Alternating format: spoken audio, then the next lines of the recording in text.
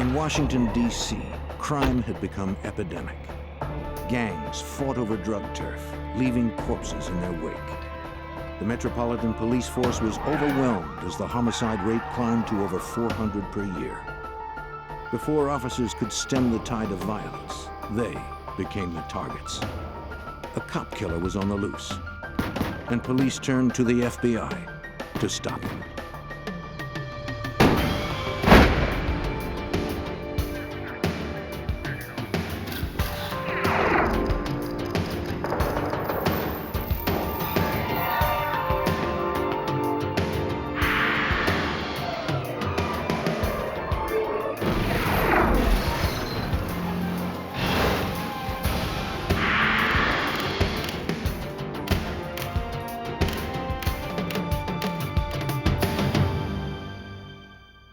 In 1995, our nation's capital was also our nation's murder capital. Even the police weren't safe. While Washington, D.C. law enforcement targeted criminals, the criminals targeted law enforcement, even gunning down officers on patrol.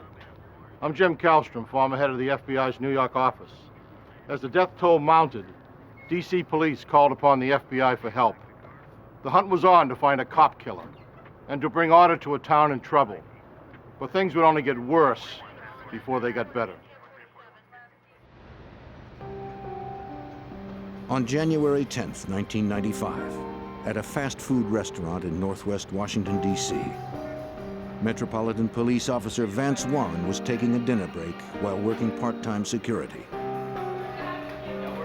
It had become common practice for businesses to hire uniformed off-duty police officers to protect their establishments. Everyone felt more secure, customers and employees alike.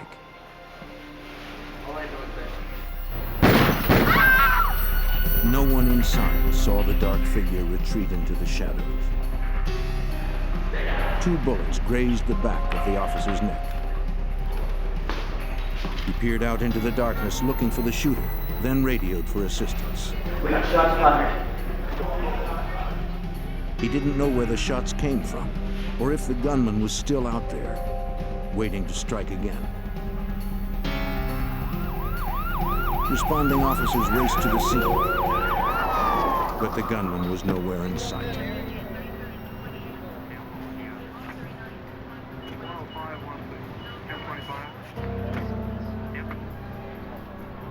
There was no attempt at a robbery. It appeared the shooter's sole purpose was to kill the officer.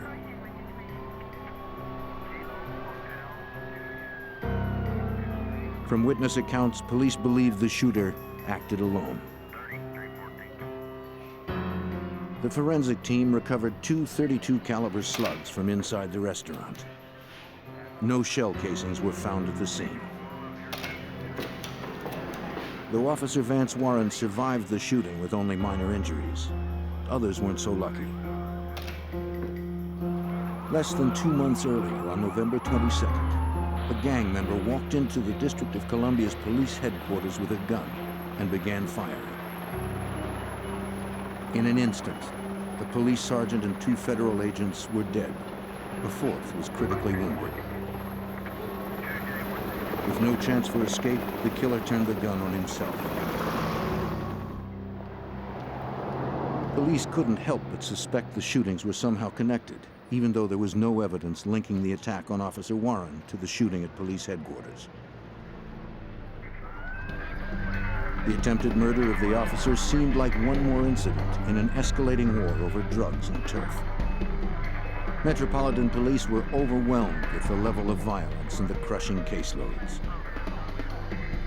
With at least 1 murder occurring each day, homicide detectives couldn't keep up.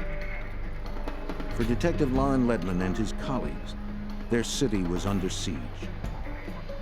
We rode the wave of the crack epidemic that came in. It paid a heavy toll on our citizens in the murder rate. We had a serious amount of cases. We had a lot of violence. We escalated to the position of being, per capita, one of the worst in the nation. It was about to get even worse. On January 17th, a few blocks from the White House, Metropolitan Police Officer Eric Hayes was in his patrol car. A taxi cab double parked on the opposite side of the street. While the officer filled out paperwork, a man approached his cruiser.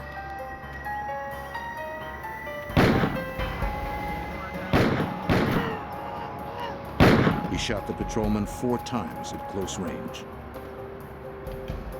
Wounded in his chest, legs, and abdomen, Officer Hayes struggled out of his vehicle. The cab driver witnessed the shooting. He reported it to his dispatcher. Look, just unsuspecting, running down the alleyway. As the shooter bolted, the cab driver circled around the block. Making his getaway, the gunman stripped off his mask and jacket in an attempt to change his appearance.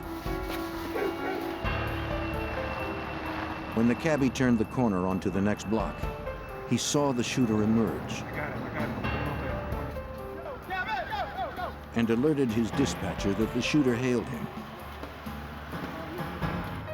Not realizing the cabbie had witnessed the shooting and followed him, the assailant got in. The driver discreetly turned off his radio, and the dispatcher notified police. Keep straight, man, keep straight. An APB was issued for taxi number 440.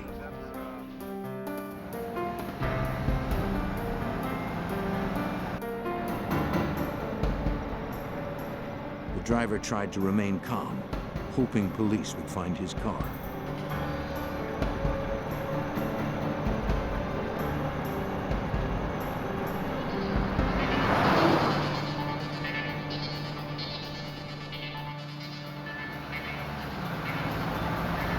Within minutes, cops picked up the taxi's trailer.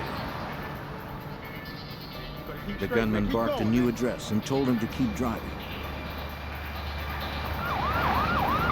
In an instant, the driver slammed on the brakes.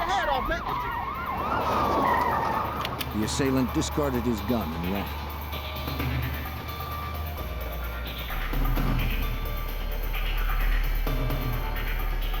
He evaded the pursuing officers.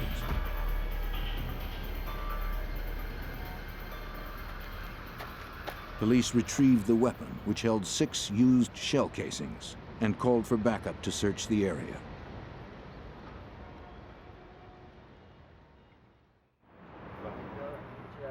At the crime scene, Officer Hayes fought for his life.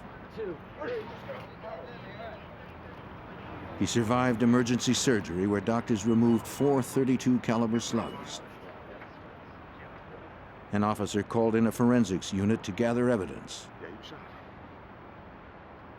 They scoured the crime scene. Before gathering any physical material, they photographed the entire area. In the alley, they found the clothing discarded by the assailant, including a black ski mask. They hoped clues revealed in the lab could lead to the shooter's identity. Fearing another blindside attack, the police chief ordered all officers to patrol with a partner and called in the FBI for assistance. Special Agent Jay Abbott was assigned the case. But what had happened up to that point led us to believe that, my God, we may be dealing with some sort of gang in D.C. that's just decided to take it upon themselves to declare war on the police and just start trying to kill police. Metropolitan Police fought back with forensics. They sent all physical evidence gathered from the crime scenes to the FBI laboratory, one of the foremost forensics labs in the world. Clothing recovered from the most recent shooting was forwarded to the Hair and Fiber Unit. This unit works 2,500 cases a year from around the country. The DC cop shooting case was given top priority.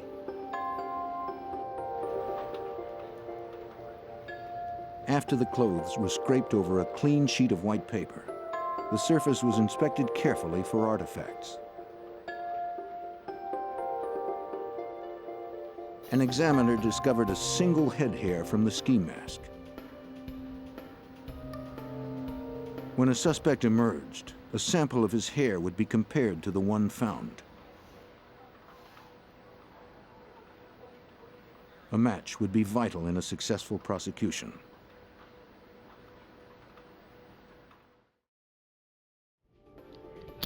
The gun, the casings, and the recovered slugs were sent to the FBI's Firearms and Tool Marks Unit.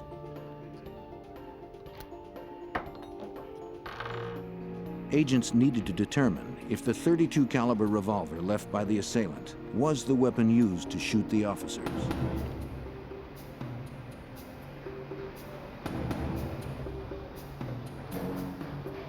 Every gun possesses distinct spiral grooves inside its barrel. When a bullet is fired, those grooves leave an imprint on the projectile.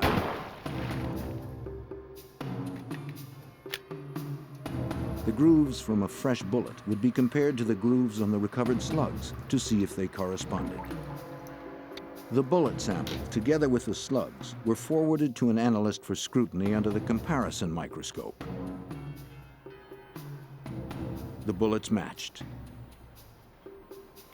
This confirmed that the .32 caliber revolver was the weapon used in the two most recent shootings. Investigators were now looking for one man. To find their suspect, the FBI and Metropolitan Police called on their only eyewitness, the cab driver. They asked him to provide a description of the assailant to a police sketch artist.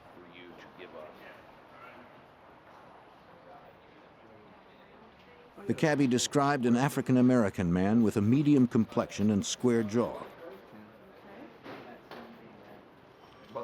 The most distinguishing feature he remembered was that the gunman wore braces on his teeth.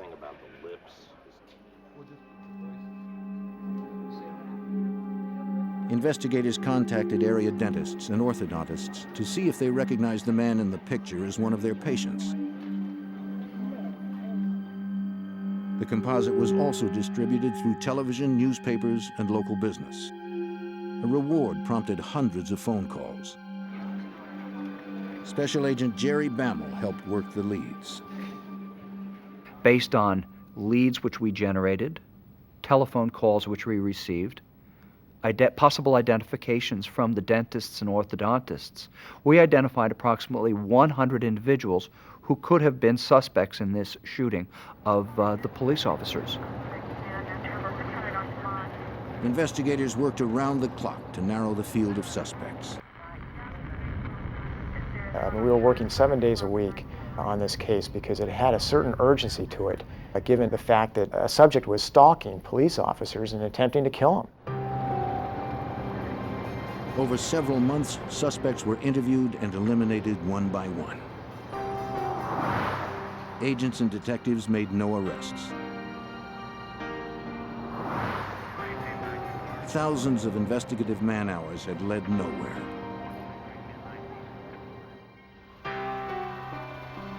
Then, on April 26th, Officer John Novobilski of the Prince George's County, Maryland Police was hired to guard a liquor store in nearby Landover, a suburb of the District of Columbia.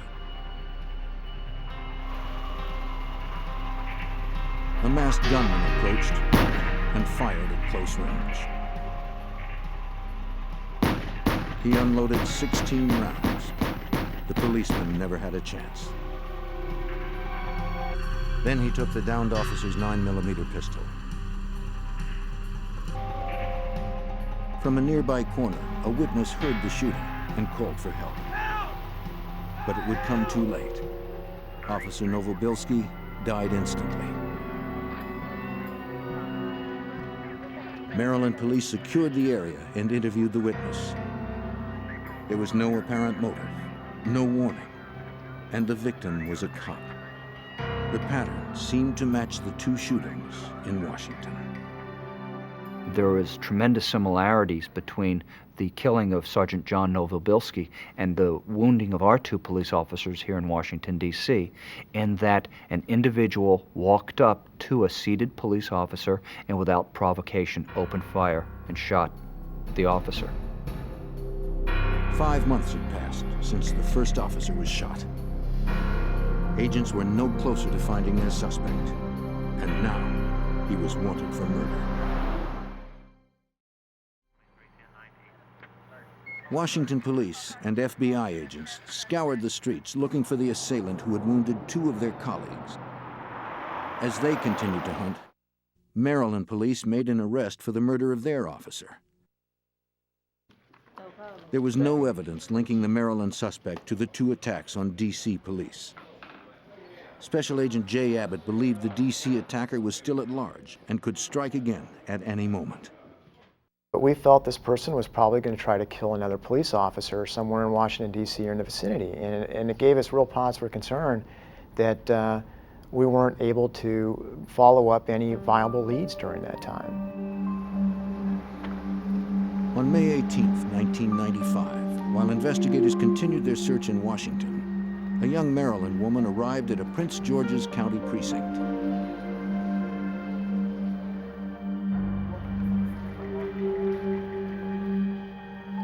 Bruised and battered, Nadine McCrae explained to the police officer that she had been beaten by her boyfriend. Accompanied by a supportive friend, Nadine began to detail the vicious assault she received at the hand of Ralph McClain. So 9 o'clock last night. Agent Bammel recalls its severity. McClain tried to kill McCrae the evening of the 17th, which was the reason that she came forth to the police on the 18th. He beat her into unconsciousness. He stuffed drugs into her. Information I need from you. The Prince George's County police officer issued an arrest warrant charging McClain with attempted murder. He recommended that Nadine get a thorough medical examination. On the way out, Nadine's friend pleaded with her to tell the officer the reason McClain had almost beaten her to death. Nadine hesitated. It's okay. She was afraid of what else McClain might do if she said anything more. Reluctantly, she told the police officer what she knew.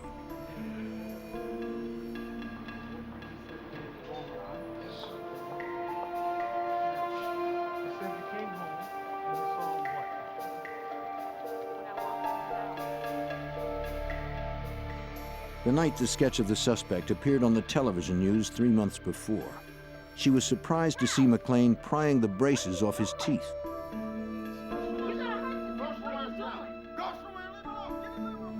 When she questioned him, McClain screamed at her to mind her own business.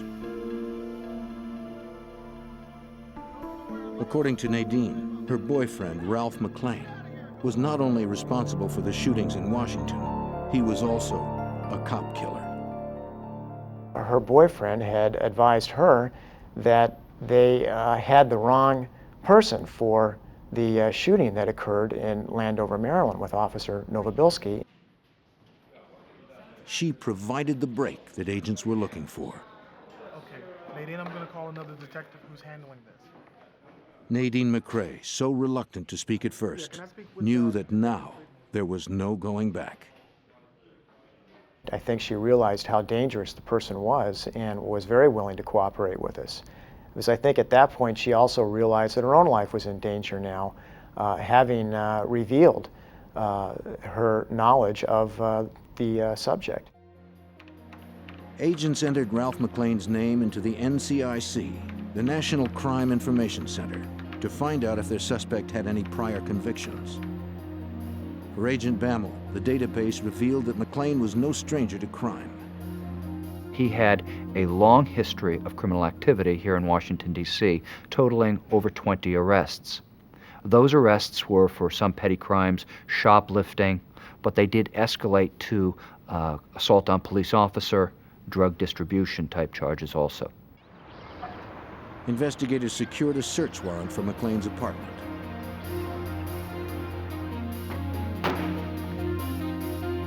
It was a very tense time just to go into that residence with the possibility that he could be there and with all the tension of realizing what they might find. McClain wasn't home. Investigators began searching the apartment.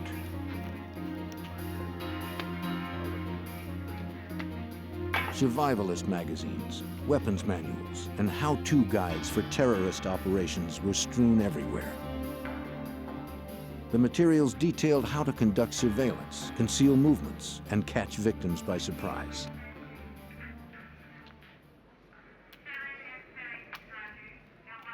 Detective. In the living room, the forensic team uncovered a black ski mask similar to the one found at the second shooting. Yeah, that fits the description too. They also discovered 9mm cartridges, the same type used in the assault that killed the Maryland officer. In a cabinet, they found more ammunition, this time for a .32 caliber weapon. That's very important to us because the shooter of Sergeant Eric Hayes and Officer Vance Warren used a .32 caliber revolver in that shooting. Also, a manual for a MAC-11 assault weapon was found, and additionally, lots of writings of anti-police type hatred were found within the residence. Forensics examiners searched for strands of hair to compare to the one found previously. The team took samples from hairbrushes, bed sheets, even the drain in the bathroom sink. If hairs from McLean's apartment matched the hair recovered from the crime scene, agents would have forensic evidence against the fugitive. There's more in here. Let me get the rest of this out.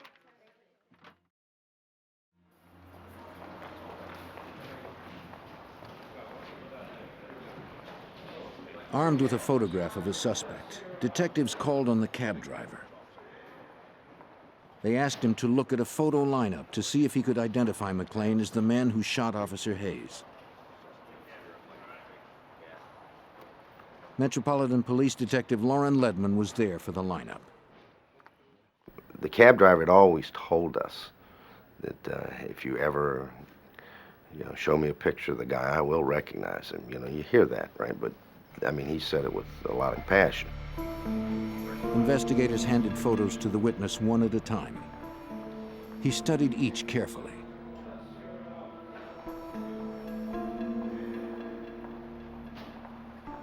When he was handed the fourth photo, the whole terrifying incident came flooding back. He was staring into the face of Ralph McLean.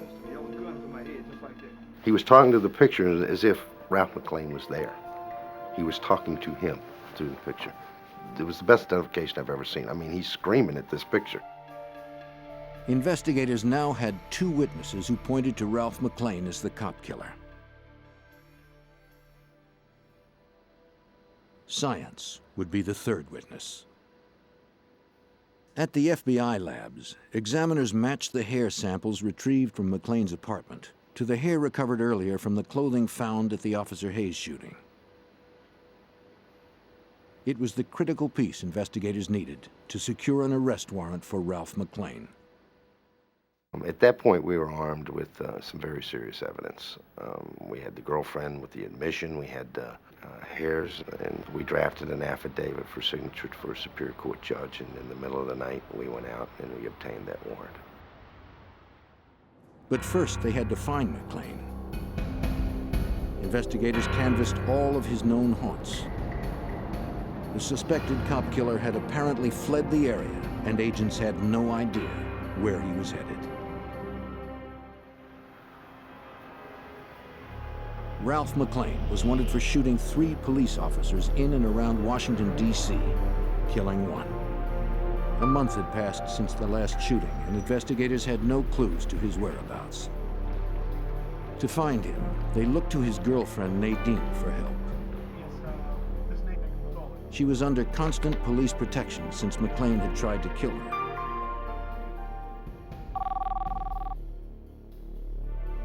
Nadine spoke with McLean through his cell phone.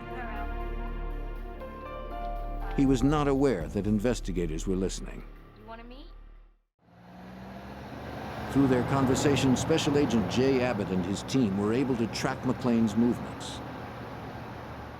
We were able to locate him at one point in the Fredericksburg, Virginia area, and we're very close to making an arrest at that time. But unfortunately, he was able to evade our attempts. Their conversations continued over 2 more days. Authorities learned that McLean was traveling south to Florida. But he never gave Nadine a specific location. Investigators wondered if McLean knew his girlfriend was cooperating with police. She told them that he monitored the news constantly on a portable TV. If they were going to catch McLean, they needed to surprise him and keep his name out of the media. That meant keeping the arrest warrant out of the national system.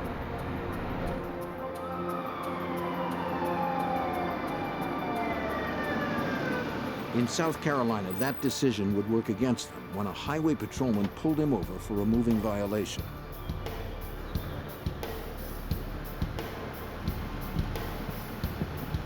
The officer approached and asked to see a driver's license and vehicle registration. McLean showed him his registration and claimed his license was in the trunk. The South Carolina officer, just weeks away from retirement, followed him to the rear of the automobile.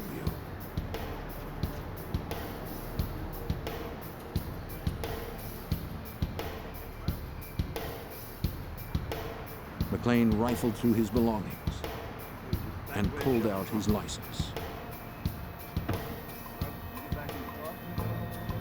The officer told McLean to return to his vehicle while he called in to see if he had any outstanding moving violations.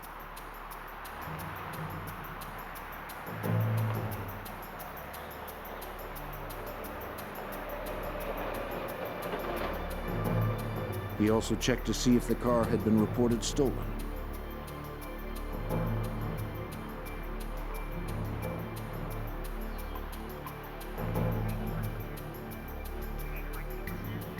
Records indicated that it was legally registered to Ralph McLean.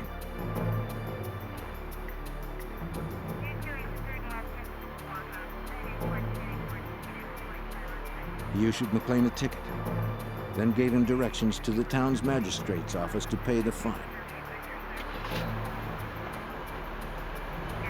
The officer survived the incident, but authorities had missed an opportunity to capture the cop killer. Back in Washington, Detective Lauren Ledman looked for a way to lure him back to the area. We were faced with somebody that was mentally unstable, that was out actively shooting police officers. We were kind of at his mercy because he was calling the shots. And the key was we needed to get him nailed down in a location where we could surround him. Investigators once again depended on Nadine's help.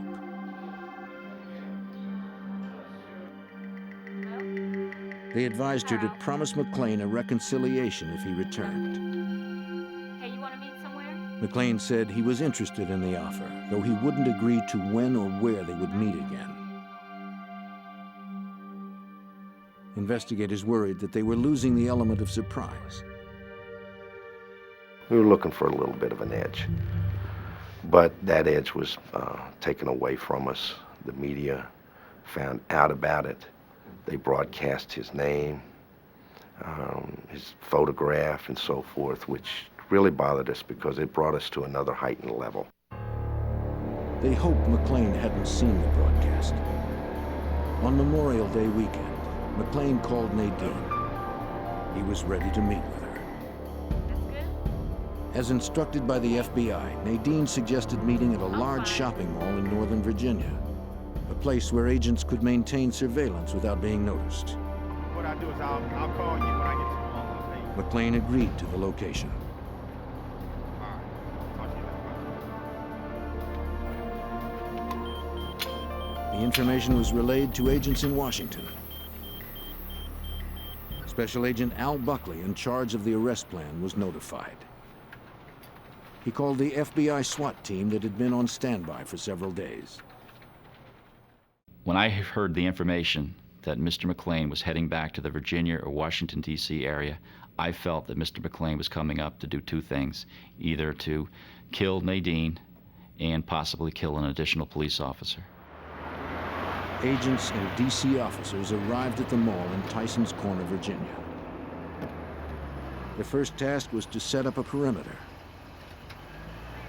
They had to be certain that once McLean arrived, he would not slip through. Collectively, the team had decades of experience. This should have been a routine operation. I've been involved in several arrest situations where meetings are held before the arrests, and a lot of times there's a lot of joking around just to relieve the tension. I'd have to say that that night was a little bit different. It was quiet, and that's probably the first time in my FBI career that I could just cut the silence with a knife. The team finalized plans and waited for word that McClain arrived. At the Prince George's County Police Station, where Nadine kept in contact with McClain, the dispatcher relayed information to agents in the field.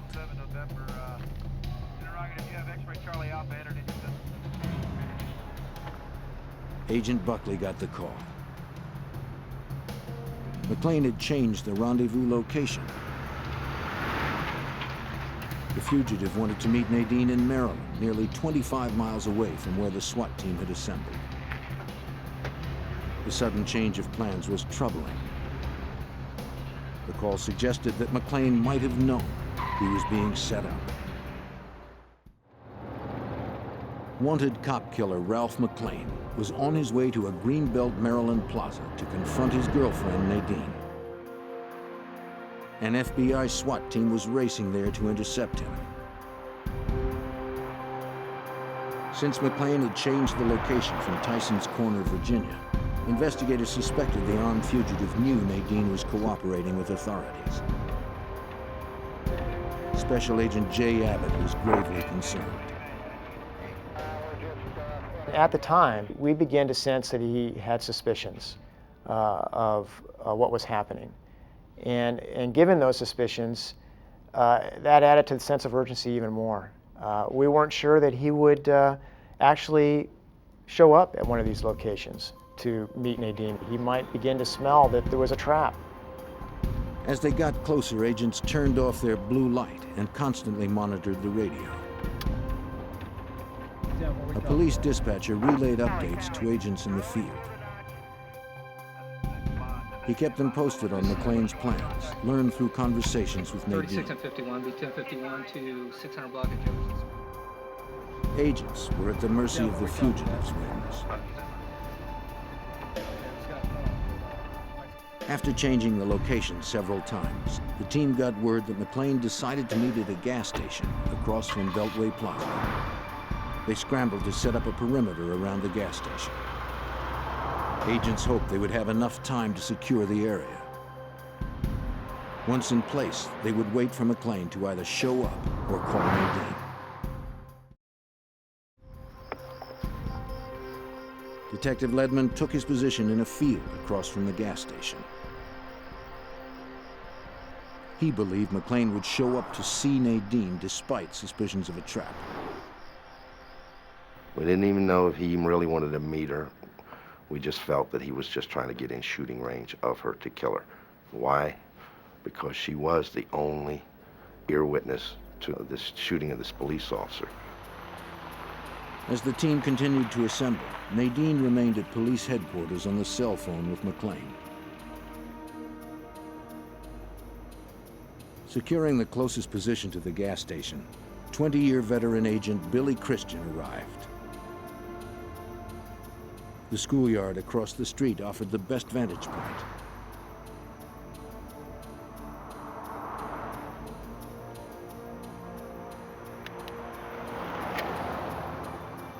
If McClain appeared, Agent Christian would be the first to see him.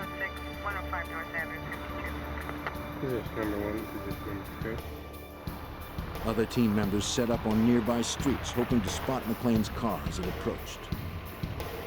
Pressure mounted as they waited and watched.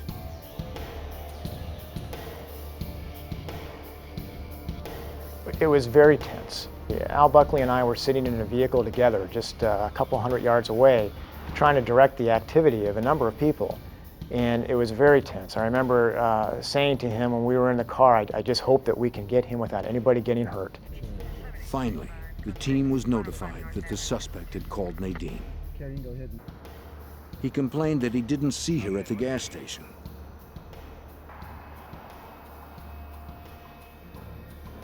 McLean was in the area, but agents couldn't get a precise fix. Investigators believed he was very close. This particular time, he was whispering, which led me to believe that somebody was close to him, which caused me to look around. You see, was I on top of him and didn't know it? Hidden behind a small hill, Detective Ledman checked the gas station again. But he still didn't see McLean. Scanning to his right, the detective could see Christian's car. From his position, Christian also surveyed the area, but he too saw no trace of the fugitive. At that point, a local officer out on his regular patrol approached Christian's car from behind. The patrolman, unaware of the arrest plan, thought the agent's car seemed suspicious.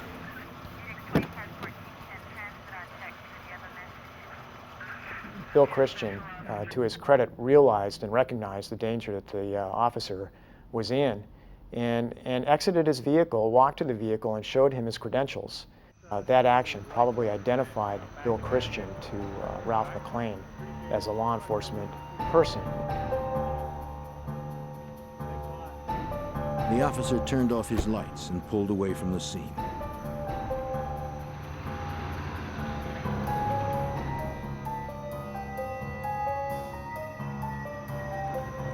Christian resumed his surveillance.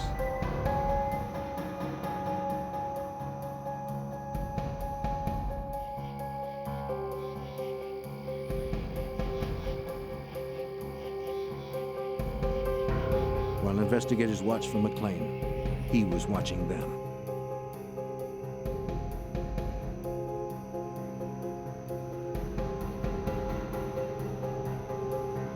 The element of surprise and the tactical advantage was McLean's.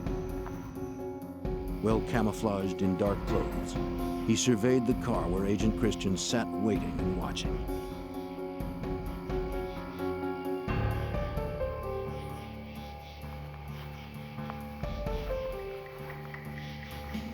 He advanced slowly and deliberately on Christian's position. Agents knew he was out there, somewhere. Anxieties ran high since McLean's calls to Nadine had stopped. The cop killer continued to advance. With Christian's gaze fixed on the gas station, McLean stalked the agent.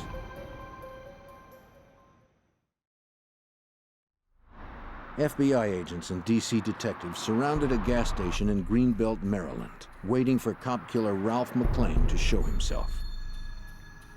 The arrest team knew he was close, but they didn't know where.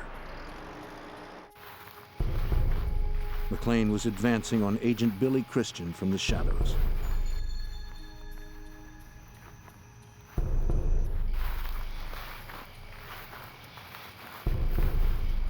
Christian heard something, turned to look, but saw nothing.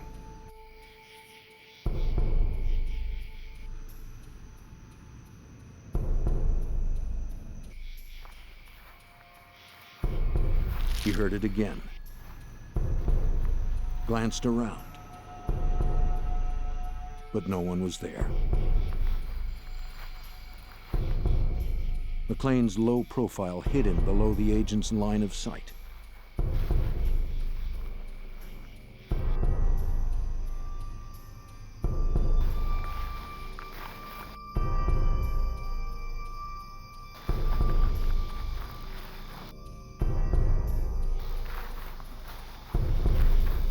The killer continued to advance on his unsuspecting prey. Rising just beyond the agent's line of sight, McLean lifted his Mac 11 machine gun and aimed it at Christian.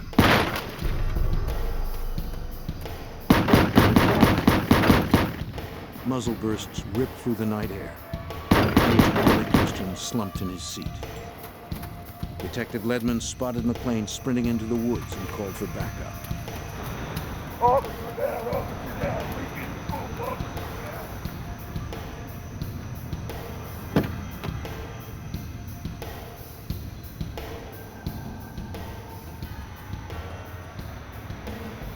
The detective pulled the bleeding agent from the car, laid him flat, and made a second call for assistance.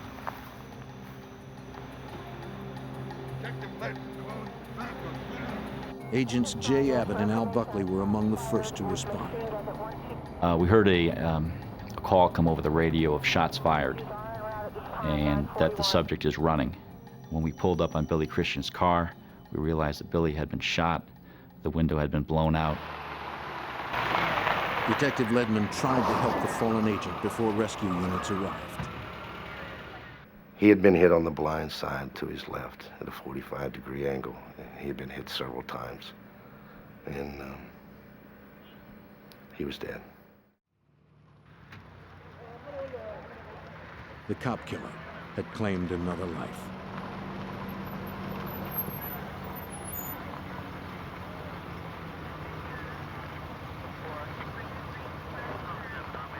This person had just killed a colleague, not just a colleague, but a good friend, a mentor to some of us. He had been around for a long time, a 20-year agent.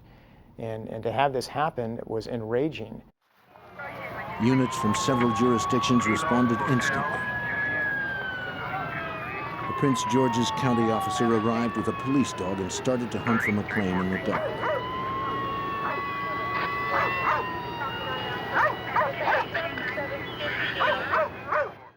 I remember him running up to Billy's car. I remember him looking at Billy and sniffing at the door area, and then turning around and trying to make a beeline back toward the school. The team tore off into the darkness with the dog and their semi-automatic weapons. They didn't know if they were walking into another trap. We started into the wooded area. I had my flashlight out, and I remember just clicking on my flashlight on and off, because at that point I was afraid that if I kept the beam on, that Mr. McLean would be able to focus in on either one of us. The darkness worked in McLean's favor. We went into the woods in an attempt to at least try to locate which way he went or where he went. And it was probably an error in judgment to do that when I look at it in retrospect, but that's how high the emotions were at the time. The team pressed on, but McLean had enough of a lead to plan a deception. As he ran away from the scene after just shooting Bill Christian, he had the wherewithal to call 911 and report that he saw a man with a gun leaving the area in a vehicle. This was an obvious attempt to try to throw those of us who were in pursuit in another direction, to try to aid in his escape. Tracing the call, agents knew he was still in the area, but they didn't know exactly where. It appeared the fugitive cop killer had evaded authorities once again. He ran through the parking lot of the nearby plaza. The team was infuriated by the senseless murder of Billy Christian. They steeled themselves to continue the pursuit. Agents and local investigators alike vowed to stop the cop killer before he killed again. Anger was probably the biggest feeling that I had that night. Frustration. I was frustrated that we're all not going home tonight. Billy has to stay here. As agents Buckley and Abbott continued to track the fugitive's path through the woods, Detective Ledman received a call from investigators positioned in the parking lot of the plaza. Mr. McLean had run and gotten behind a store and had a large ramp that leads up to the back of the store where there was 3 trailers, and he had secluded himself behind those. McLean opened fire on pursuing officers. They took cover on the ground and returned fire. Emerging from the woods, agents Abbott and Buckley saw officers being fired upon.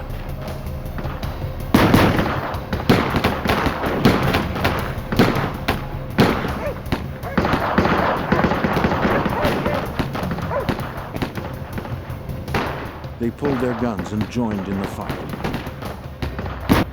McLean was dug in and well armed. Officers were pinned down.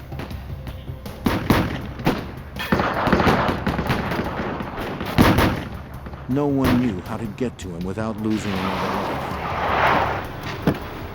FBI SWAT team member Jerry Bammel arrived on the scene. He aimed at the fugitive, but didn't have a clear shot. He saw an opportunity to flank McClain and maneuvered to his right.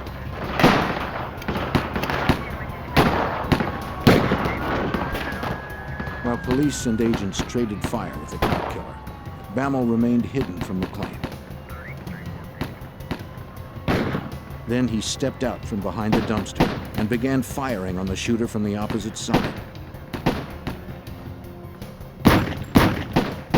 From his position, Bammel noticed that McClain had a possible escape route.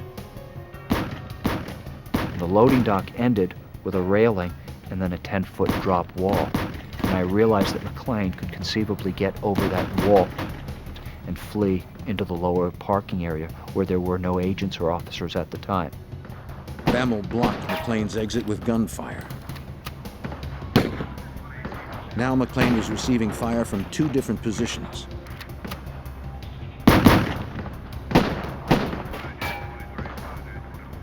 He swung around and sprayed rounds where Bammel was standing.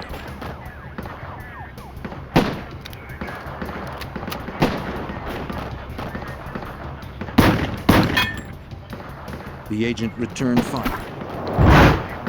McClain was hit. Agents and officers continued firing. McClain fired one more round. Then there was silence. I waited a moment, and then there was a call out, something like, "He's down, he's down." Bammel hesitated before advancing on McClain's position to be sure this wasn't another trick.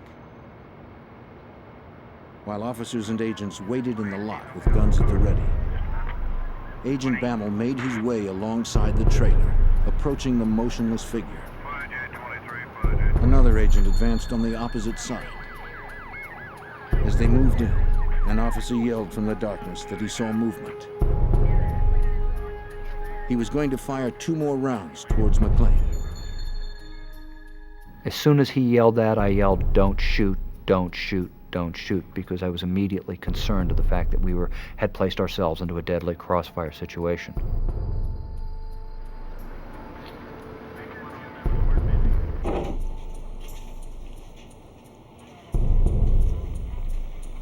It was over.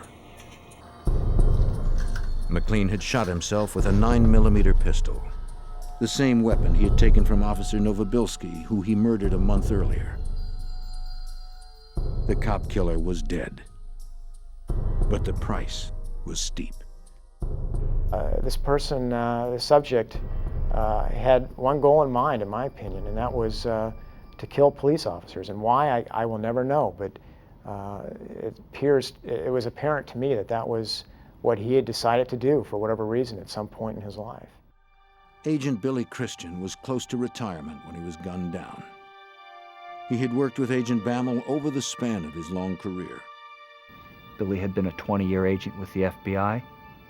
Billy was an expert marksman, a firearms instructor, one of the first members of the FBI's hostage rescue team, the full-time Special Weapons and Tactics team, and he was also a member of the Washington Field SWAT team.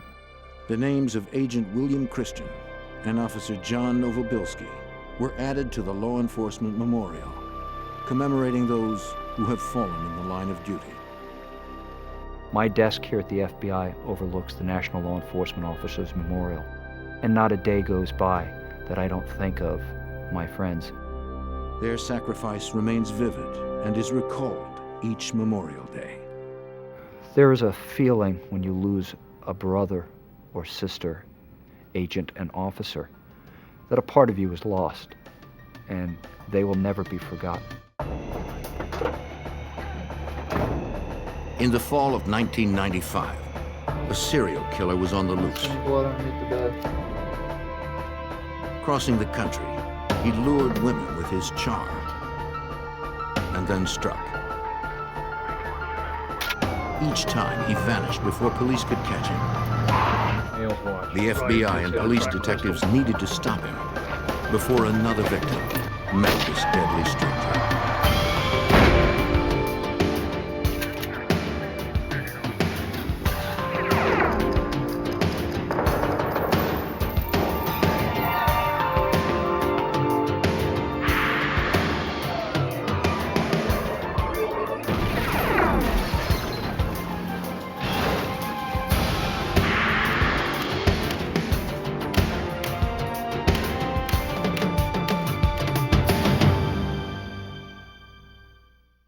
The body of a young woman found burned in a truck launched a manhunt to find her killer. When more bodies began to turn up across the country, the FBI believed the cases were linked. Investigators had a suspect.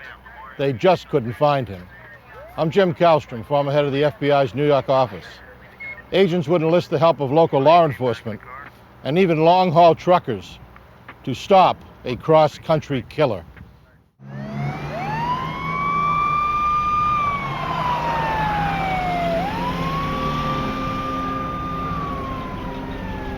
In the early morning hours of September 29, 1995, the Los Angeles Fire Department responded to a vehicle fire at a hospital in Van Nuys. They found a pickup truck burning in the parking lot.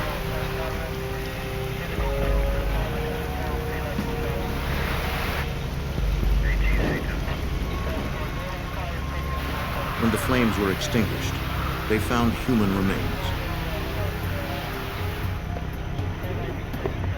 Firemen contacted the Arson and Homicide Division of the Los Angeles Police Department. Homicide detectives responded to the scene and were briefed by uniformed officers already there.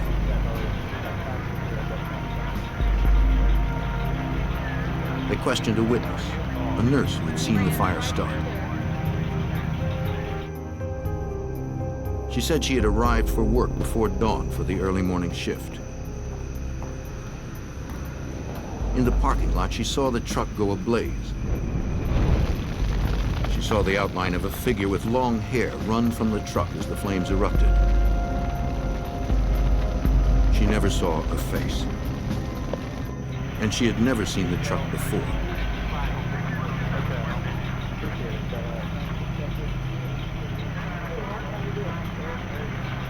Investigators inspected the vehicle. The pattern of fire damage indicated it had begun in the cab and had burned very quickly. Investigators believed it had been intentionally set. An accelerant had been used, probably gasoline. The body inside appeared to be a female, but it was burned beyond recognition. Some items survived the fire, including a backpack, a camera, and a roll of undeveloped film. Technicians recovered several documents that bore the name Sandra Gallagher.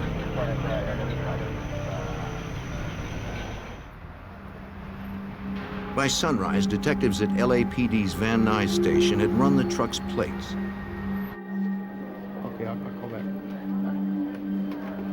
Through DMV records, Detective Mike Koblenz was able to confirm that Sandra Gallagher owned the truck. We'd done some work at the office and learned that she was in fact married to an individual, Steve, who lived in the Los Angeles area. We attempted to contact him and made arrangements to interview him at Van Nuys Station. Detectives suspected it was Sandra in the truck, but identification through dental records would take a few days. I have some things I'd like you to look at. See if you can tell me if they recognize. Since the body was too damaged to identify, detectives asked Stephen Gallagher to look through the recovered evidence.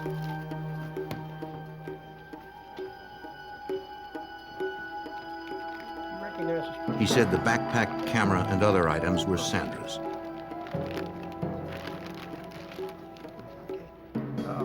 The police department had developed a roll of film that survived the fire. Stephen identified his wife in the pictures.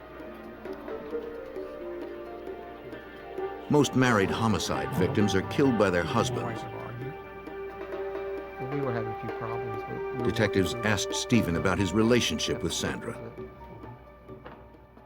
There's a lot of domestic violence, spousal abuse that goes on, so it's just a direction to go to initially.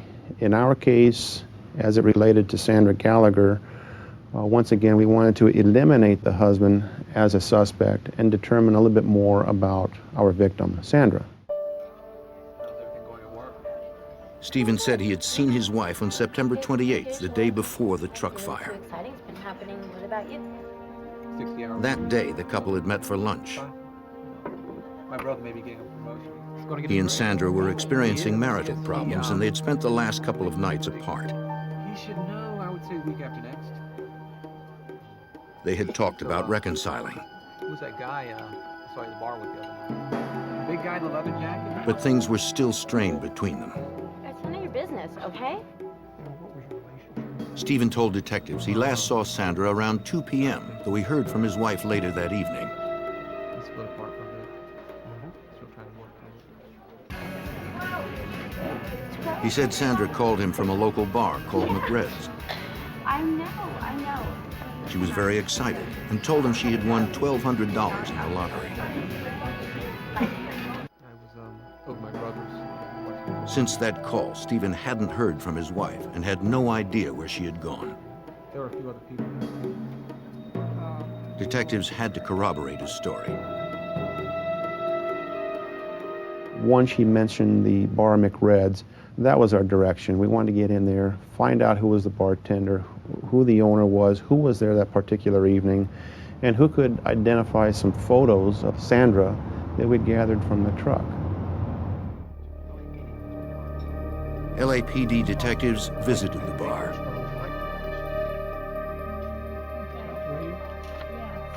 When shown a photo of Sandra Gallagher, the bartender recognized the woman. Okay. What can you tell me about her? She knew her by her nickname, She Sam. had a lottery ticket. Hey. Guess what? The bartender confirmed that Sandra had been in the bar on the night of the 28th. She had told everyone about her lottery win. Yeah. Some customers overheard the detectives' questions and said they had also been in McRed's that evening. Can you tell me about her when she was in here the other night? They also remembered Sandra and recalled one man who talked with her that night.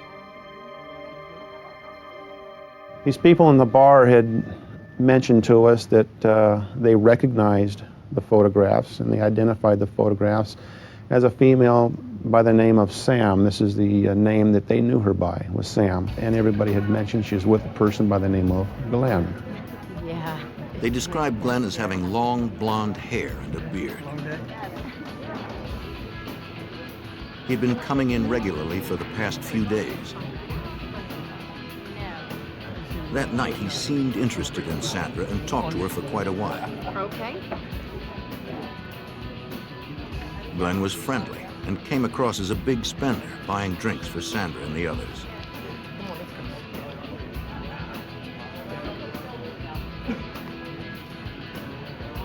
Yeah.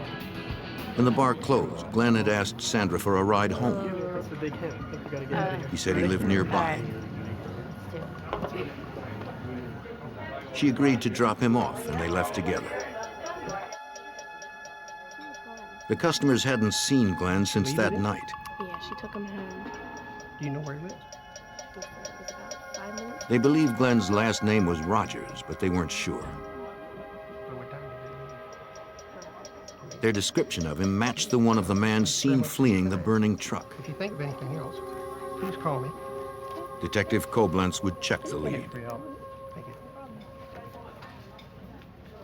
Through department sources, we were able to identify Glen Rogers as a resident in the Van Nuys area. And we were able to obtain photographs of Mr. Rogers. These photographs, in the next day or two, were shown to various witnesses at the bar in the form of a photo lineup. And Mr. Rogers was identified in this photo lineup as the person being at McRed's with Sandra Gallagher. The detectives had a long, blonde hair and a beard. He said he lived nearby. They believed Glen was Rogers, but they weren't sure. They Detectives secured a search warrant for Rogers' apartment. It was only a few minutes away from where the truck had been burned. LAPD, search warrant. They didn't know if Rogers was inside, perhaps with a weapon. Uniformed officers entered first to clear the apartment. Rogers wasn't there.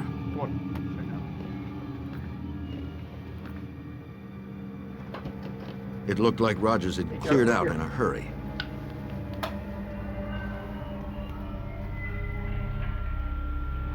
Detectives recovered a purse and a woman's wallet. It was empty of cash and held no ID. No identification. They also found a woman's earring.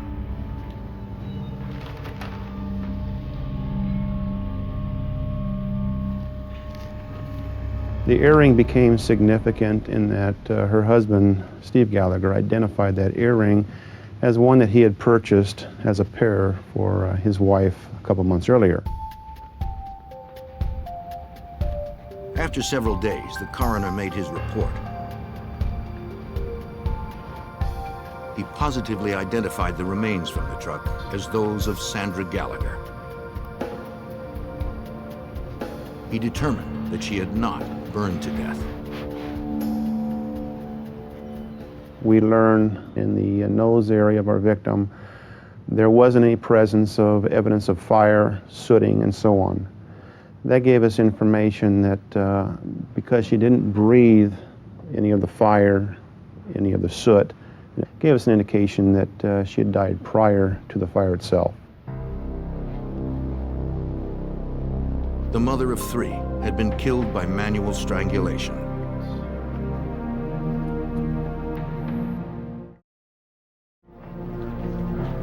Los Angeles detectives charged Glen Rogers with Sandra Gallagher's murder and issued a warrant for his arrest. They entered Rogers' name and description into the NCIC, the National Crime Information Center, a database that links over 57,000 law enforcement agencies nationwide. That informs other agencies around the United States that Glen Rogers, in this case, is in fact wanted in Los Angeles for murder. It would list the agency, Los Angeles Police Department, Van Nuys area, with my name and my phone number. If they have any contact with Glen Rogers and happen to run him, this warrant would show up in their jurisdiction and he'd be taken into custody. Detectives sought out anyone who knew Glen Rogers. They learned he frequented local bars and worked odd jobs, mostly in construction.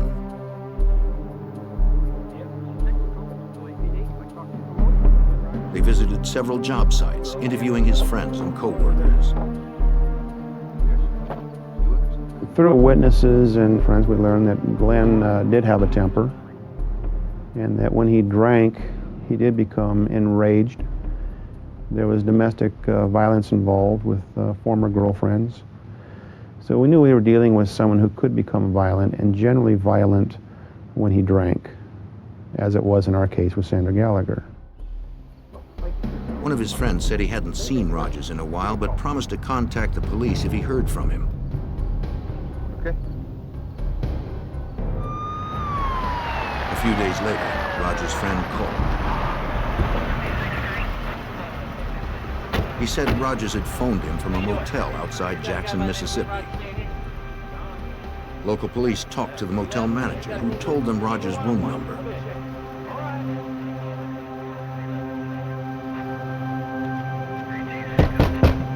Police, open up!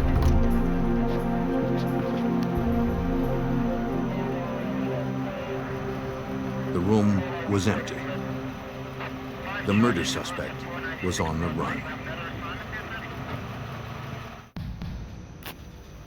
In the fall of 1995, the search continued for Glen Rogers. Police believed he fled California after killing a woman there on September 28th. A tip led to a Mississippi motel, but Rogers had disappeared before police arrived. Police issued an APB locally. They hoped someone would spot the suspected killer before he left the area. Days later, on November 3rd, 1995, Jackson, Mississippi detectives responded to a murder. Family members had found Linda Price dead in her bathtub. The 34-year-old single mother had been stabbed repeatedly and her throat had been slashed. Investigators searched the apartment for evidence.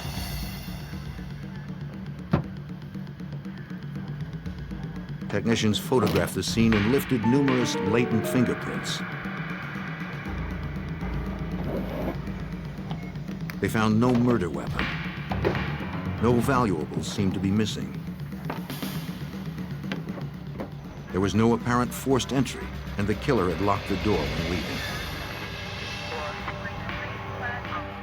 The details of the crime scene led Jackson homicide detectives to conclude Linda Price had been killed by someone she knew. In the morning, they interviewed her mother. Perhaps she knew the killer as well.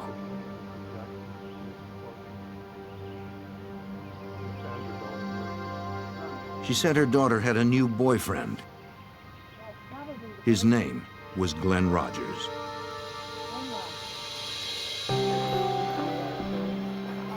A month earlier, on October 3rd, Linda had met Rogers at the Mississippi State Fair where he had been working. He was charming, and Linda fell for him right away. That's pretty close, huh? They soon rented an apartment and moved in together.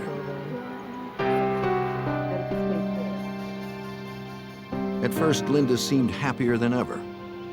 But recently, she wondered if she'd made a mistake. She told her mother that Rogers had a bad temper and she feared his mood swings.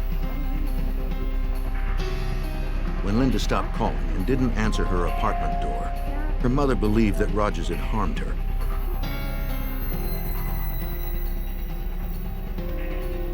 Again, Rogers was nowhere to be found. Jackson detectives believed he had left the area.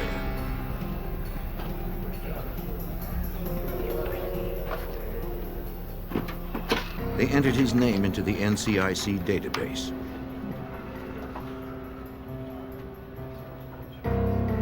Learning Rogers was wanted for murder in California, they contacted Detective Mike Koblenz in Los Angeles.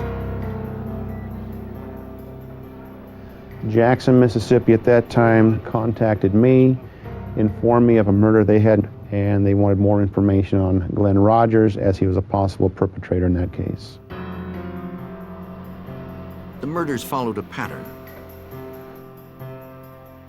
The victims in California and Mississippi had both been charmed by Rogers. They had been isolated from others, then brutally killed just before Rogers fled the area. The investigators believed that Rogers was on a rampage that probably would not stop until he was found. In our minds, we knew that we had a major problem going on here. We felt if he wasn't apprehended, that there could very well be more victims. Jackson police asked the public to call if anyone saw Rogers in the area. Witnesses reported sightings, but Rogers stayed one step ahead of authorities. The detectives contacted the FBI field office in Jackson. Hey, got you those pictures from the crime scene. I think we're gonna find. They believed Rogers had left the state like he did after the California killing. Agents filed a federal warrant for unlawful flight to avoid prosecution. Perhaps federal resources could help stop the killer. FBI Special Agent John Huber helped coordinate the multi-state investigation. This case was very high speed, very fast. The murder he committed in Jackson was on November 3rd, it was Linda Price. Subsequent to that, he committed another murder on November 6th. On that date, police in Tampa, Florida responded to a murder scene at a local motel room that had been rented by Glen Rogers.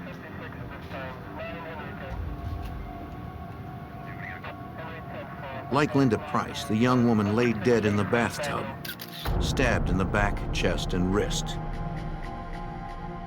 There was no ID of the woman in the room, but investigators noted a tattoo of a cross on her shoulder. Her jeans and shoes were piled near the toilet. A bracelet was found in the sink. From the evidence left behind, Tampa homicide detective Julie Masucci attempted to piece together the details of the murder. When we removed the clothing, it appeared that she had been stabbed through the clothing, which means that she was never undressed. And it was from the rear portion, which appeared that someone might have come up behind her and stabbed her. The shoes had blood spots on the top, indicating she had them on and was standing when she was attacked. Under her body was a man's watch. Investigators believed it belonged to the killer. It was significant that she was placed in a bathtub and that it appeared that someone tried to clean up any evidence that they left behind. We had found towels to indicate someone had wiped up blood off of a floor. It appeared that the bathtub water had been run to try and clean up any evidence that was left behind. The detective interviewed the housekeeper who discovered the body. That morning, she had been making her daily rounds just after checkout time.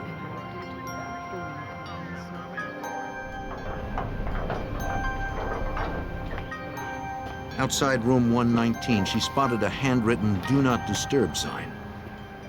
Housekeeping! She said she didn't clean the room the day before because she saw the sign and wanted to respect the privacy of the people staying there. On this day, the occupants were scheduled to have checked out.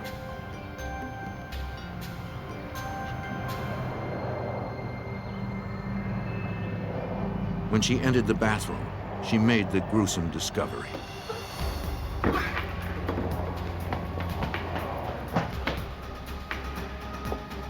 Detectives asked the motel manager if she knew about the people staying in room 119.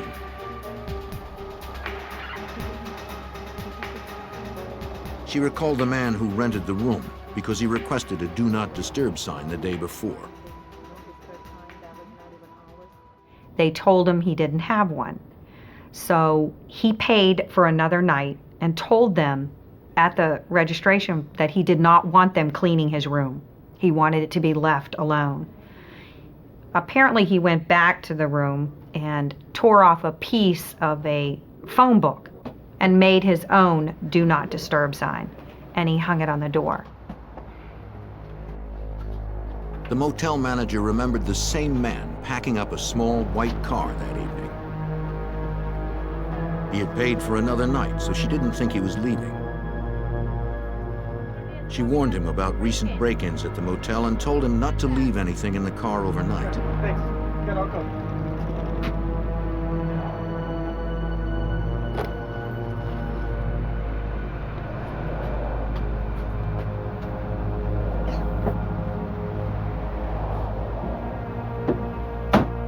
The detectives checked the office records, finding the registration card for room 119. It had Glen Rogers' name and signature on it. Technicians would later recover prints matching Rogers from the card. Detective Masucci ran a computer check and saw the California and Mississippi murder warrants. She contacted the other agencies and the FBI. Then we started to realize very quickly into the investigation that there was a possibility that this man, Mr. Glen Rogers, was a serial killer. The investigators knew who the killer was, but Tampa detectives still had not identified the female victim. She remained at the morgue as Jane Doe. If they could identify her, it might help them find the man who had killed her and at least 2 others. In the fall of 1995, after linking murders in California, Mississippi, and Florida to one man, the FBI and local detectives searched for accused serial killer Glen Rogers. The latest victim had been found in a Tampa motel room. She was still unidentified. Responding to media coverage, a woman whose daughter had been missing for 2 days came forward.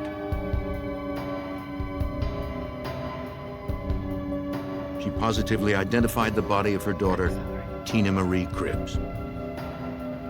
Tina had 2 children of her own. Tina's mother told Detective Julie Masucci about her daughter's last day. We learned that Tina had worked and that she went to the Showtime bar, which is in Gibsonton, and she met some friends there. She was supposed to meet her mother there. Apparently it's like a family bar where a lot of people go and there's televisions in there and they just go and gather and talk. Detectives visited the Showtime bar. The bartender said she knew Tina and her mother. She confirmed that Tina had been in the bar on November 5th. The bartender also remembered that a man named Glenn was there the same night. How you nice ladies doing? He talked with Tina and the Let me others. do it for you, let a good time roll. You want bartender? He bought a round of drinks with a $100 bill. The bartender said the man was very friendly and won Tina over quickly. She started talking to a gentleman that was... Eventually, he asked Tina for a ride home. He said his motel room was close and promised Tina would be back in time to meet her mother. Everything's taken care of, right? All right, perfect, thanks. Tina finally agreed and told the others she'd be right back. When the mother came to the Showtime bar, she sat there and waited, and her daughter didn't show up. So she said she started beeping her to find out where she was. And she said that she had such a close-knit relationship with her daughter that she immediately knew something was wrong when she didn't answer her pages. Detective Masucci also learned that Tina owned a white Ford Festiva, the same kind of car the Tampa motel manager had seen Rogers packing with suitcases. She updated the NCIC report on Rogers, adding the Festiva and its license plate number to the fugitive's information.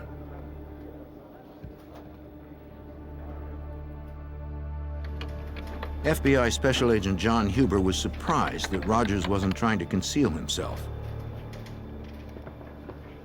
Glen Rogers seemed to not care if he would get caught or had no fear of the law. He would always use his real name when dealing with people and checking into motels. He would drive cars that weren't stolen, either belonged to the victim, which he could easily be linked to, or his own vehicle. He didn't seem to care. If people knew what was happening, he wasn't trying to hide. The search for the serial killer hit the news. TV stations across the Southeast broadcast pictures of Rogers, asking anyone spotting him to call authorities.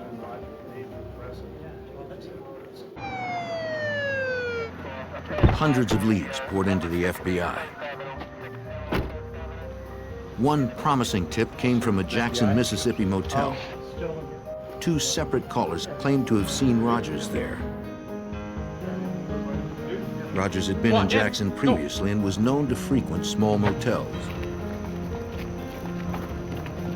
We set up a perimeter around the hotel, and then we had an entry team go up to the door. Police, come to the door! Come to the door with your hands up! Come to the door! Hands where we can see them! Hands off! Hands off! Agents were cautious until they could identify the man. Put that on the wall! Where is it? Hands on the wall.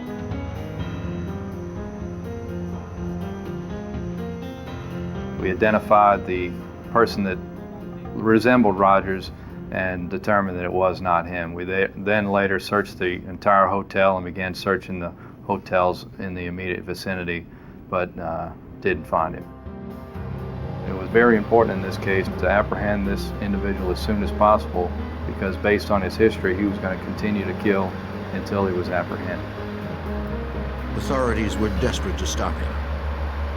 The serial killer was out there somewhere, and it was likely that he was searching for his next victim. In the fall of 1995, suspected serial killer Glen Rogers had been last seen in Florida. The FBI believed he had murdered a woman there after killing women in California and Mississippi. The FBI soon learned that Louisiana had been his next stop. On November 10, 1995, Andy Sutton, the mother of four, was found murdered in her Bossier City, Louisiana apartment. Bruises on her legs. Like two others, she had multiple stab wounds to her upper body and back. The Bossier City detective questioned the victim's roommate and former boyfriend. 9 o'clock. Andy's roommate was a waitress and had worked late the night before Andy was killed. Went in together.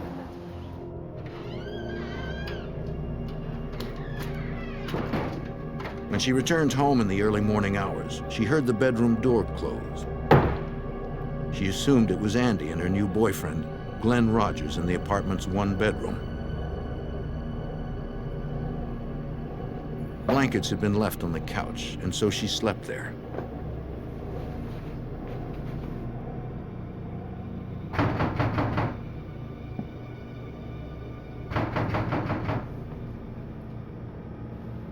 After daybreak, she was awakened by someone at the apartment door.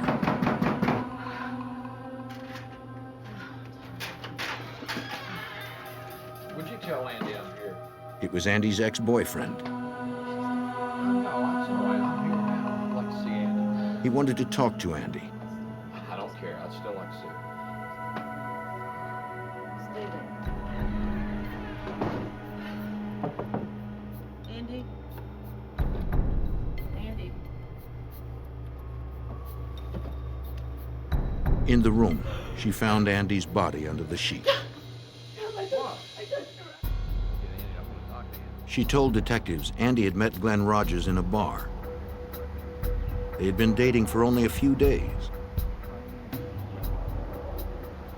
Neighbors had seen Rogers leave in a white Festiva.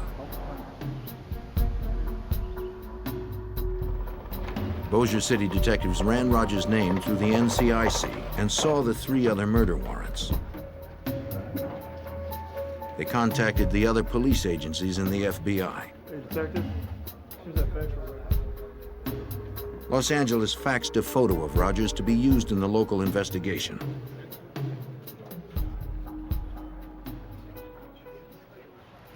Louisiana television stations picked up the story.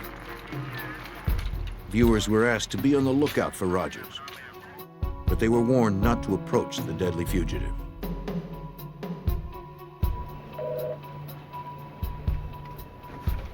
Special Agent John Huber and the other investigators were frustrated. Yeah, you know it. Rogers was killing people faster than we could investigate where he was. It was just a kind of a time game, and he was killing people faster than we could apprehend him. Hey guys, look at The FBI and local detectives believed Rogers murdered 4 women in 6 weeks. You starting to move? After each killing, Rogers had fled the state. Let's try to focus. The locations he chose were random. Let's try to focus in. Let's try to focus in over here. Despite their best efforts, investigators couldn't keep up. They needed to spread the description of Rogers and his vehicle across the country. Let's start off with that. Agents sent requests to truckers over their CBs to be on the lookout for a white Ford Festiva. They posted wanted flyers in truck stops and rest areas. We're not really sure where he's going to be going next. That's why They held press below here is conferences to get photographs Rogers' photo of out to the public. suspects. And Gallagher will pass some of this out. They wanted to warn Right now, potential what we do know victims is, and hoped someone would spot the that killer. we have already. Through the media, agents released details of Rogers' MO for finding victims and the route he traveled. raped and murdered. The FBI began the process of adding Rogers to their 10 most wanted list. 1996.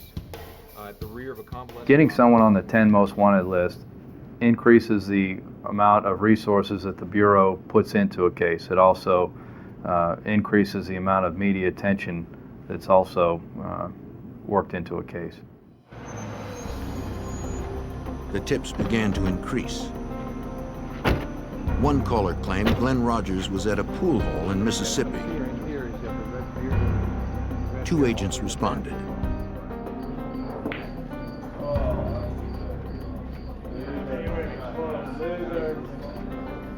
One of the pitfalls of an intense media campaign are the many false sightings that well-intentioned citizens call in. Well, gentlemen, Special Agent Huber. The man in the bar was obviously not Rogers. What's going on here? You have ID?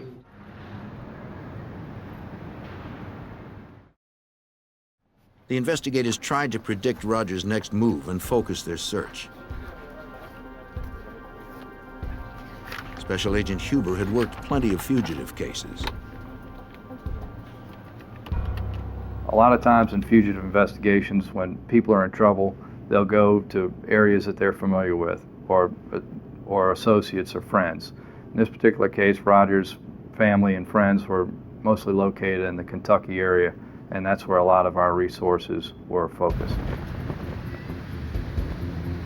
Authorities in Kentucky received priority teletypes about the fugitive.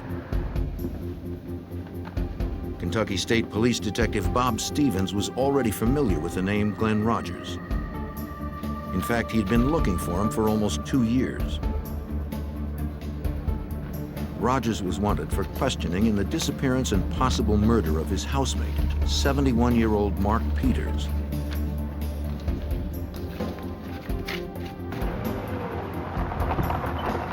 Almost 2 years before Glen Rogers' cross-country crime spree began, his brother had called the Kentucky State Police.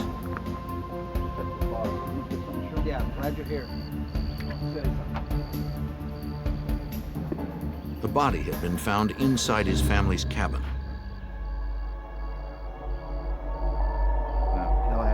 Police believed it was Mark Peters. Peters had last been seen with Rogers.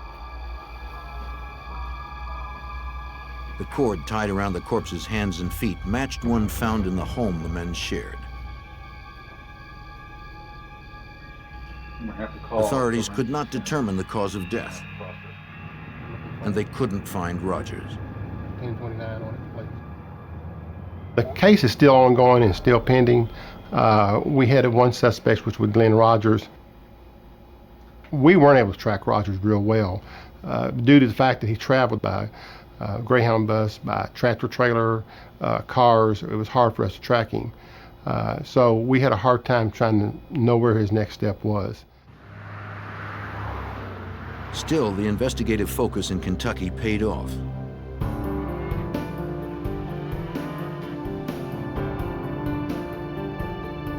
On November 13th, 1995, Glen Rogers visited one of his relatives in Lee County, Kentucky.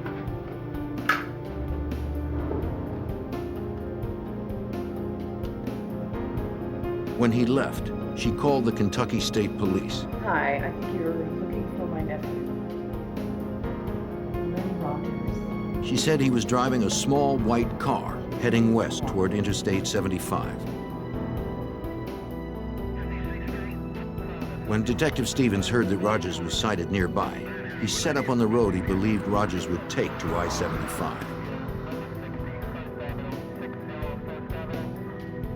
It wasn't long before a white Ford Festiva drove by. The detective began following. I wanted to make sure that this was Glen Rogers, not somebody else that I actually followed in behind. So I pulled out behind this car. When I ran the car tags actually came back stolen. So I began to follow him. I was able to get up, pull up beside him like I was going to pass him. When I looked over, I could see who it was, and the picture I had of Glen Rogers matched the driver.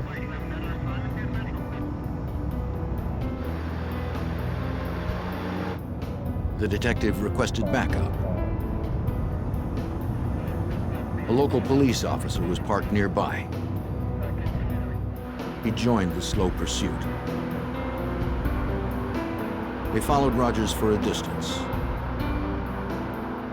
I think he was kind of watching me, and I was watching him. And I think by then he must have pretty much figured out that he had a police officer behind him.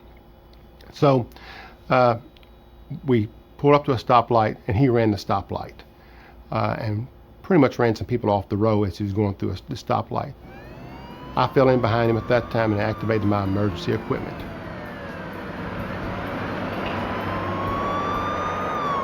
Rogers didn't stop. He sped up. He's on to us now. Stand by. Several miles ahead, police set up a roadblock and tried to clear the road of traffic. They hoped this would be the last stop for the elusive killer.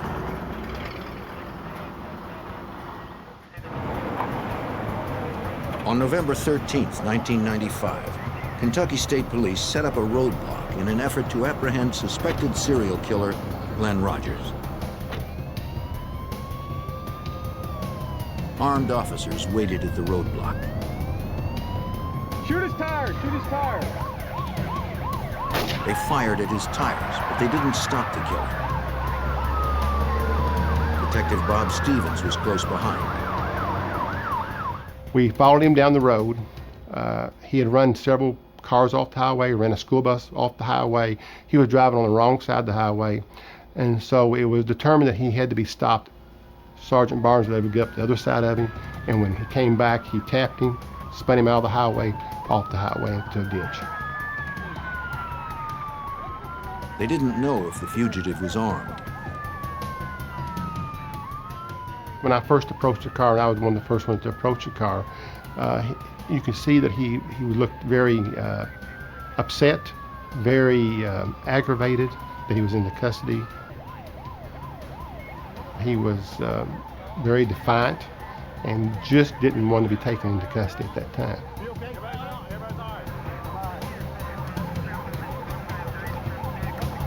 After a 2-month killing spree that spanned the country and left 4 women dead, Glen Rogers was finally in custody.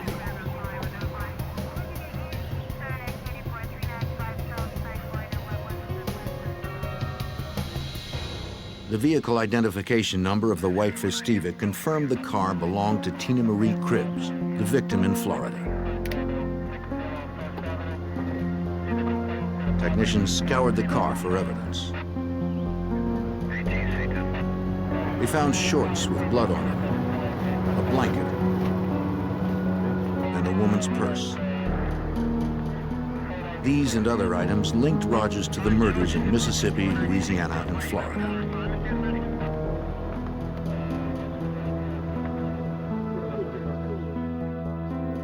Tell me a little bit about what you guys have. The FBI served as the clearinghouse for the evidence. FBI agents and detectives from 5 states met in Kentucky to outline the case.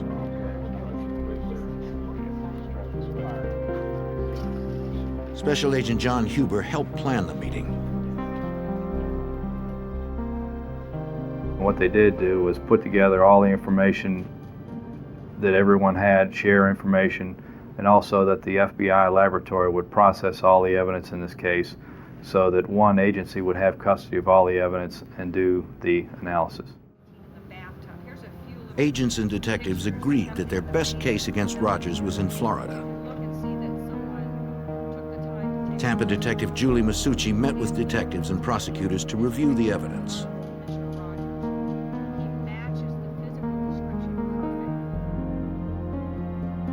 They believe the watch found in the tub with the victim belonged to Rogers.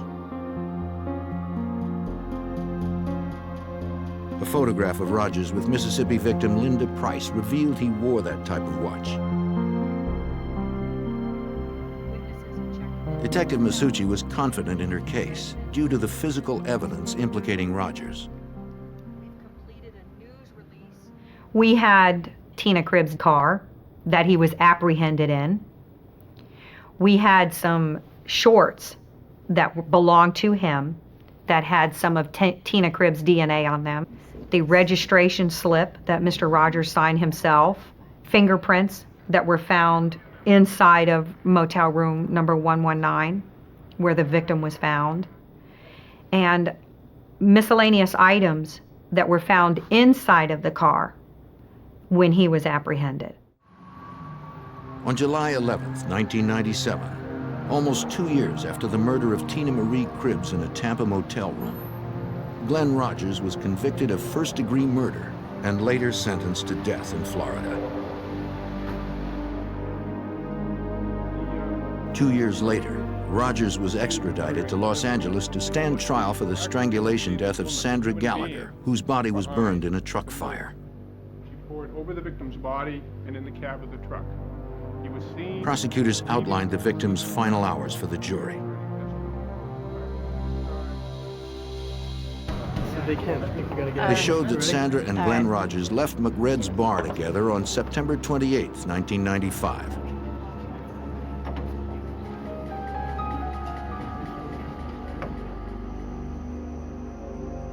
At some point, there was a struggle, perhaps as Rogers made an unwanted sexual advance.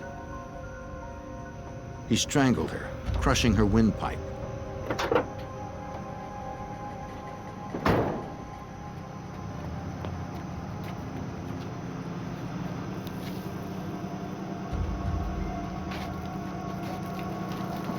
Attempting to destroy evidence, Rogers doused Sandra's body in the truck with gasoline and set it ablaze.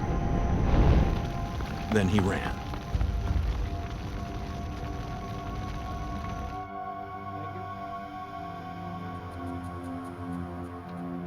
On July 16, 1999, a jury again found Glen Rogers guilty of murder. He was sentenced to a second death penalty in the state of California.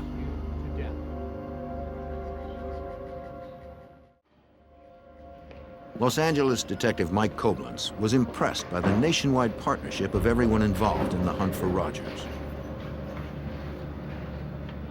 That's really what made this case come together, was the interagency cooperation, and not just in Los Angeles, but in Jackson, Mississippi, Tampa, Florida, and later Bossier City, Louisiana, the FBI, the press, the different news agencies that were able to get the information out. We truly worked together on this, and it came to a successful conclusion down the road. Since Glen Rogers already had 2 death sentences, Louisiana and Mississippi prosecutors decided to spare the families of the victims emotional trials. Glen Rogers left at least 11 children without mothers. The importance of stopping him was clear to Detective Julie Masucci and the other investigators. As a woman, not as a detective, not as a police officer, but as a female, I think that there should be a lot of women that feel safe that he's off of the streets. He had no regard for human life. He had no regard for the feelings of the families that are left behind. He didn't care. And I'm happy that he's behind bars. And I'm happy that he'll never step foot outside of a prison system that he could put other females at risk. Investigators suspect Rogers is responsible for more unsolved murders. He told family members during his rampage that he had killed dozens. Authorities continue to pursue those unsolved murders to close the cases that can be linked to Glen Rogers. Get on your knees, get on. In South Carolina, a family is taken hostage as part of a brazen bank robbery. Police track down the suspects, but they can't seem to keep the leader in jail. The FBI and police in 4 states are determined to stop him, but the armed fugitive is relentless in his struggle to stay free.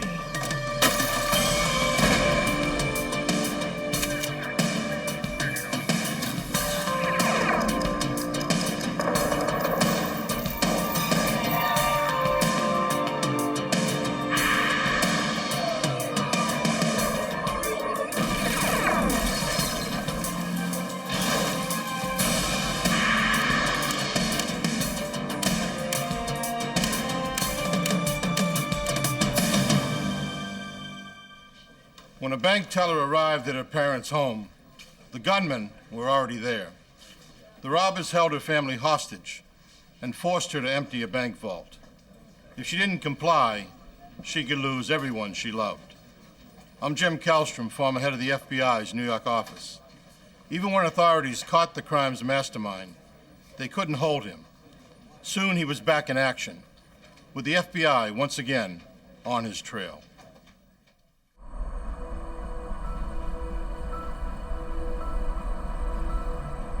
The Savannah River marks the state line separating Augusta, Georgia, from North Augusta, South Carolina. On the South Carolina side, on a Friday afternoon in October 1995, Parker and Brenda Shaw returned home with their granddaughter, Brianna. They watched Brianna on Friday afternoons when her mother, Amy Shaw, worked late as a bank teller.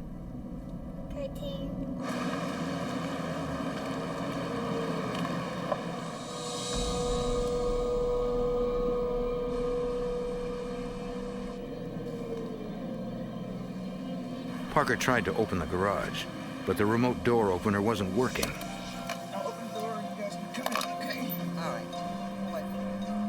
Not knowing someone was there, he went in the house to open the garage from inside. Shut the door. Shut the door. Get down there.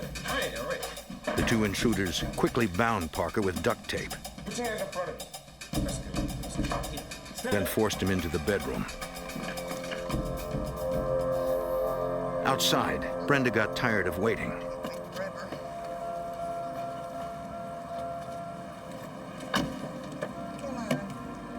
With Brianna, she began to walk towards the front door. When the garage finally opened, Come on, lady, let's go inside. This ain't no game, lady. Let's go. I ain't playing with you. Let's go. Come on, move it. Move it. Let's go. Come on. Upstairs, lady. Let's go. Let's go. the man forced Brenda into the bedroom where her husband was being held by the other two intruders. Look, lady. Cooperate. Nobody get hurt, okay? The gunman stole money and credit cards from the frightened couple. But then the one who was clearly the leader announced he had really come for the Shaw's daughter, Amy, and the money at her bank. They would wait for her. The armed intruders held the Shaws for more than an hour.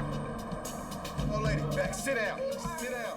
At 7 p.m., the lead gunman ordered Brenda into the living room, All right. Okay. leaving one of his men to guard her husband and granddaughter. At the front window, they watched for Amy. They knew exactly when she was to arrive.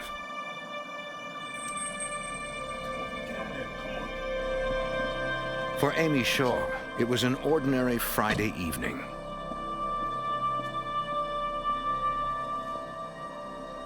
The gunman ordered Brenda to the front door.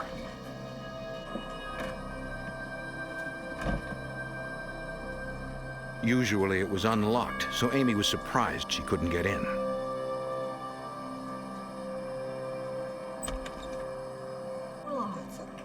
She knew right away something was wrong. Get over there. Get over there. The leader grabbed Amy. He told her he had been watching them for some time. He knew their schedules, when they were vulnerable, everything. He began interrogating Amy about the security system at the bank. And you have them? Do you have the code? From her training, she knew it was best to comply with the demands. Is it on the timer? Is the bolt on the timer? There's no time. She said she could get him into the bank, but it took 2 codes to open the vault, and she only had 1. You ready? All right, don't try anything funny. All right, turn around. He said they'd deal with that when they got there, and warned her if anything went wrong, her family could get hurt. Okay. All right. Okay, The leader set up. announced he was taking Amy to the bank You're not gonna go for a little ride. and told his men to wait for his call. You guys got everything under control. Any false moves, take care of them. Let's go.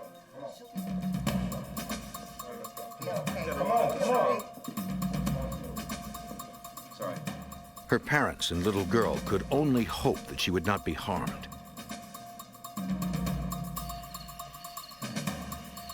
As they left, the kidnapper removed his mask to avoid looking suspicious in public.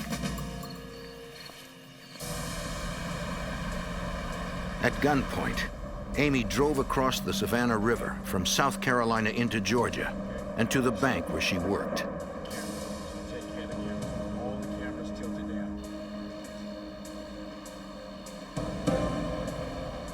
The gunman ordered her to circle the bank slowly so he could check if a cleaning crew was inside. Pulling up next to the automated teller machine, Amy hoped to catch the kidnapper's image on its security camera. Deciding it was clear, he ordered her to drive to the back door.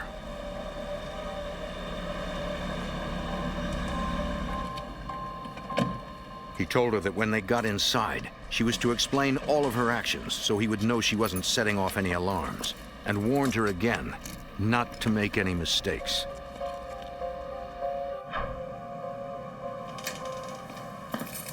Inside, she showed him the alarm she could disable.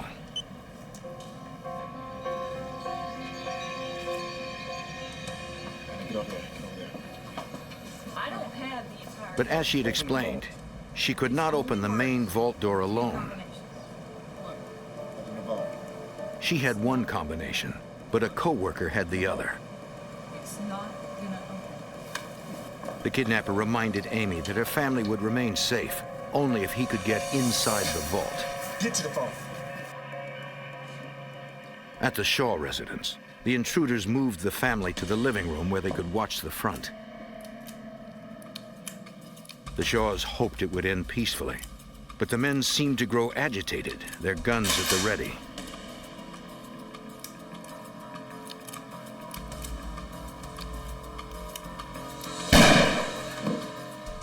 The handgun had gone off accidentally. The intruders worried the sound had alerted neighbors. And their concern mounted as another car pulled up to the house.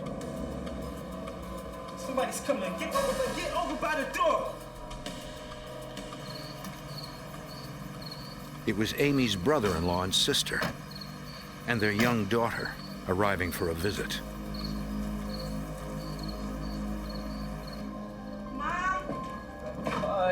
They were taken as soon as they entered the house. Let's go, lady. Come on. Come on. No, tie him up. The gunman now had 6 hostages. At the bank, the lead assailant ordered Amy to call her co-worker for the second combination. Hello? This is Amy. When Amy asked, the co-worker hesitated, not understanding what was happening.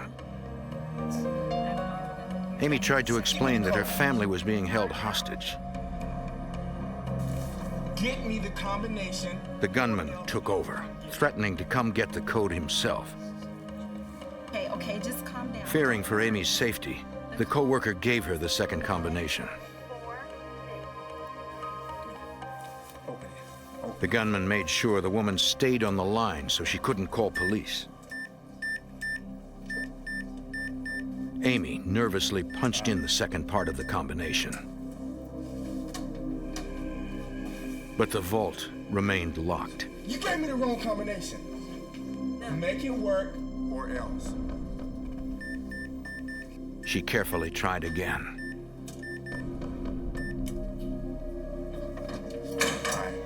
And the door opened. Get the phone. The robber had Amy make sure the co-worker stayed on the line. Which one of the dot packs? And he ordered her to point out which bins held bait money that was sequentially numbered or rigged with exploding die packs. He left that cash alone.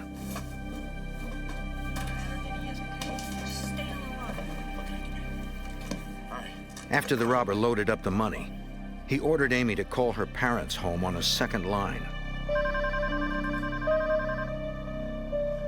Come on, get up and get the phone.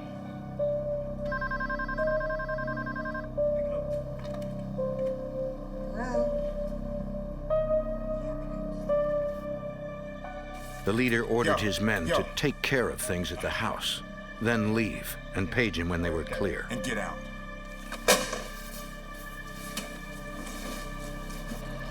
He took off with more than $86,000.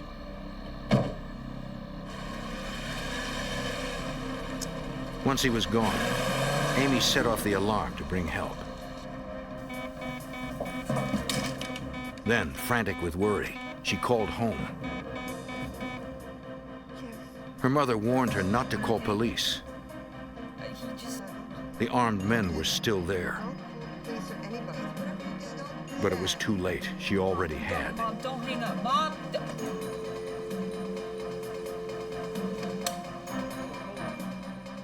The gunman checked the terrified family's bindings.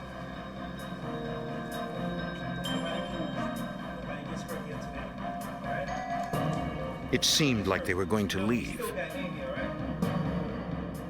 But one hesitated. Look, I'm out of here, man. Let's go.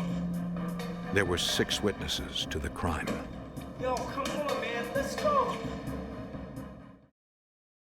At 8 p.m., Richmond County Sheriff's officers responded to the bank in Georgia and learned the real crime was across the river. The lead investigator was Kenneth Booz. We relayed all the information that we had to the Edgefield County Sheriff's Office and told them that there was a possibility that the family was still being held hostage. Edgefield County, South Carolina Sheriff's investigator Don Bullock got the call.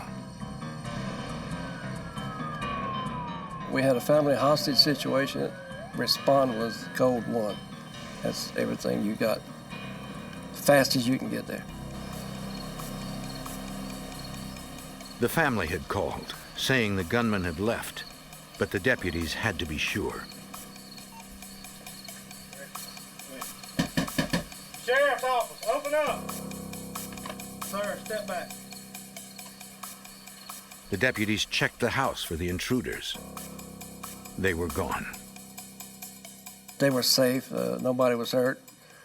Physically, they weren't hurt, but mentally, they had to be shattered. They really went through an ordeal.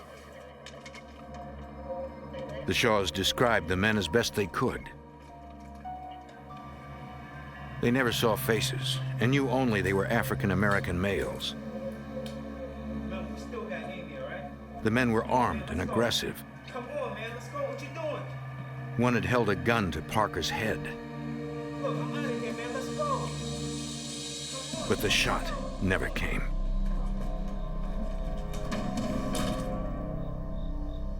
When the assailants left, the family freed themselves and waited for police to arrive.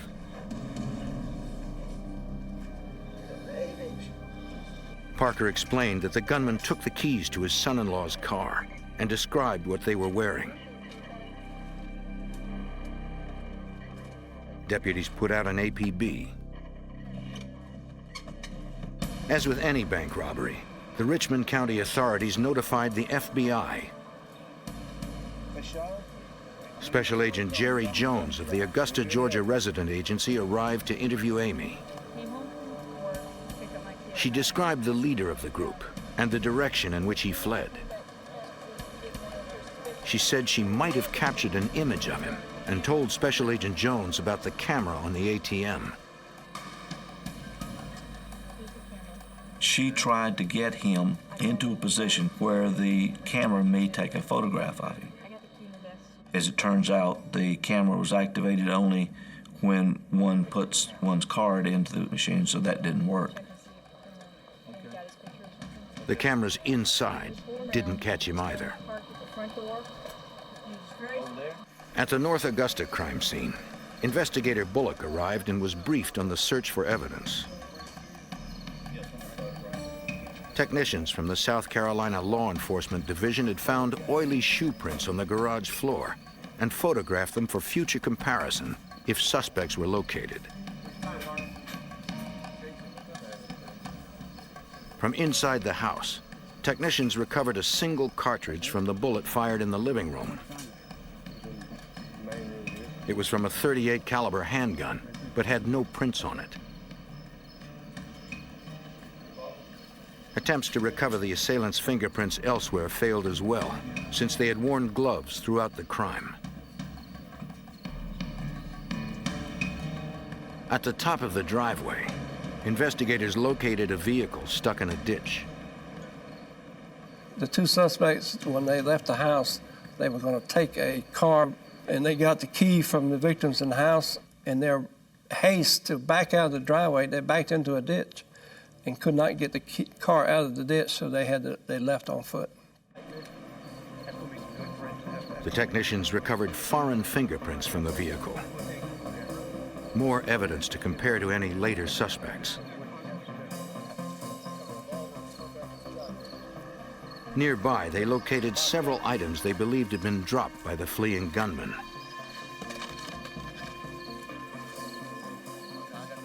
There were several weapons, including a shotgun and a .357 Magnum.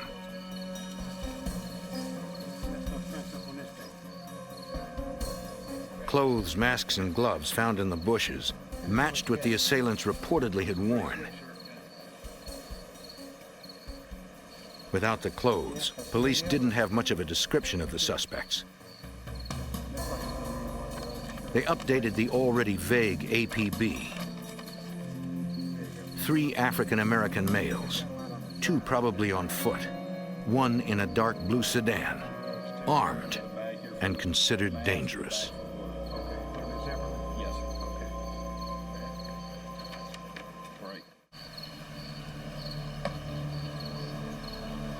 In 1995, South Carolina and Georgia authorities sought 3 masked men who held the Shaw family hostage and robbed a bank.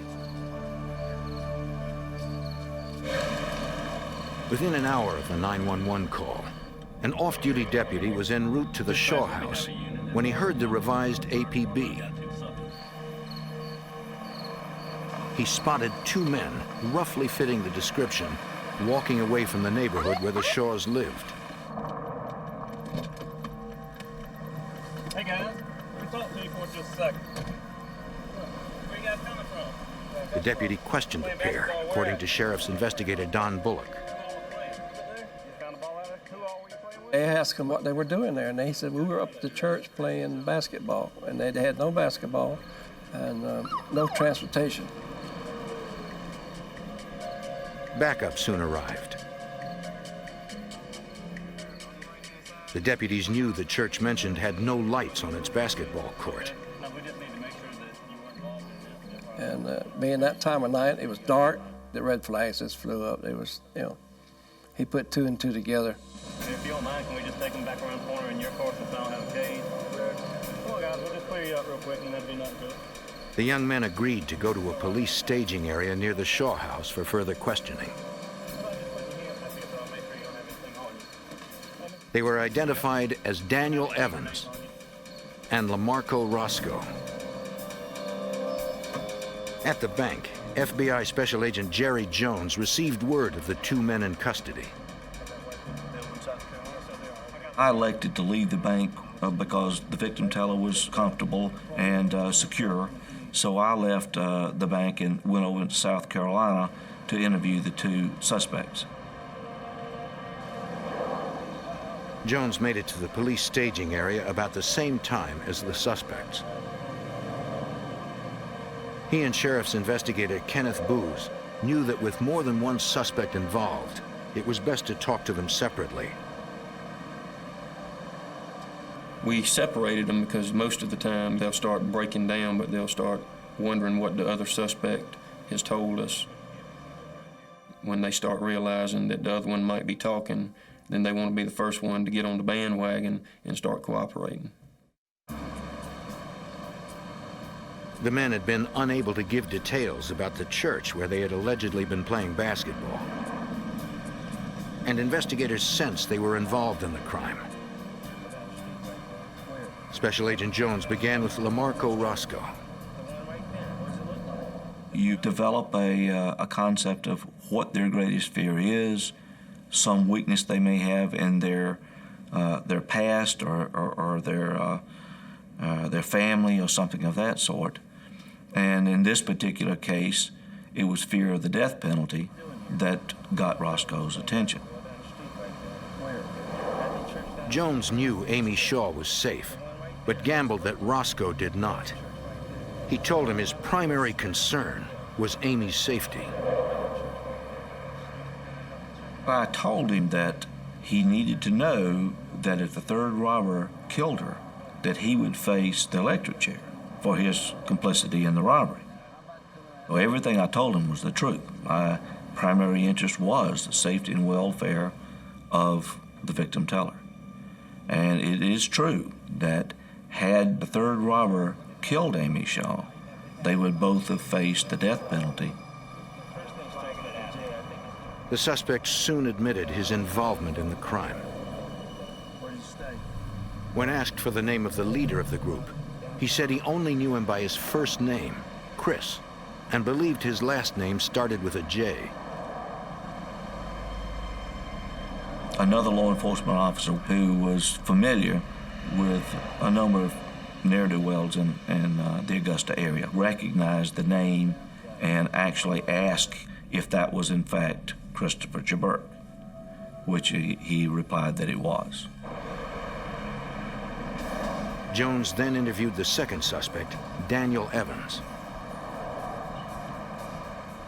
I told him that his accomplice had already confessed, and he immediately began to tell me the story of what happened that night. I wanted him to confirm the name of the third suspect without prompting, and he immediately gave up Christopher Jaburk by name. In talking to Roscoe and Evans, investigators realized the two were obviously the followers, and Jaburk was in charge. They weren't the masterminds of this bank robbery. They were, in my opinion, they were mastermind stooges. They didn't appear to have much knowledge of what was going on, except for they had been with Jaburk several times in the past few days, looking at different banks, coming up with different plans on how to pull this one off. When he was finished with the preliminary interviews, Jones learned a pager number had been recovered from one of the suspects. He asked an officer to call the number. When the return call came back, the officer identified himself. The caller said his name was Chris Jaburk. When asked, he said he was 100 miles away in Mount Vernon, Georgia. Jaburk was defensive and asked the officer if he was being accused of something. Then he hung up. Investigators headed for Jaburk's house right away. As it turns out, law enforcement was very familiar with Christopher Jaburk and knew where the residence was without any prompting. If he was the lead kidnapper, he now knew police were looking for him. And with a head start and $86,000 in cash, Christopher Jaburk could be anywhere.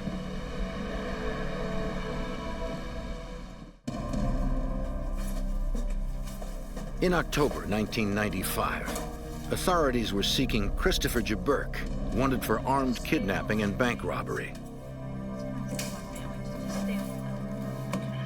At the request of FBI agents and Richmond County deputies, Jaburk's mother called her son on his cell phone and advised him to come talk to authorities.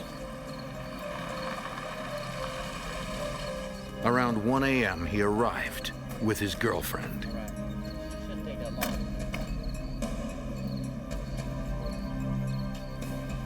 Although only 19 years old, Jaburk was already on a 5-year probation for burglary and escape from a detention center.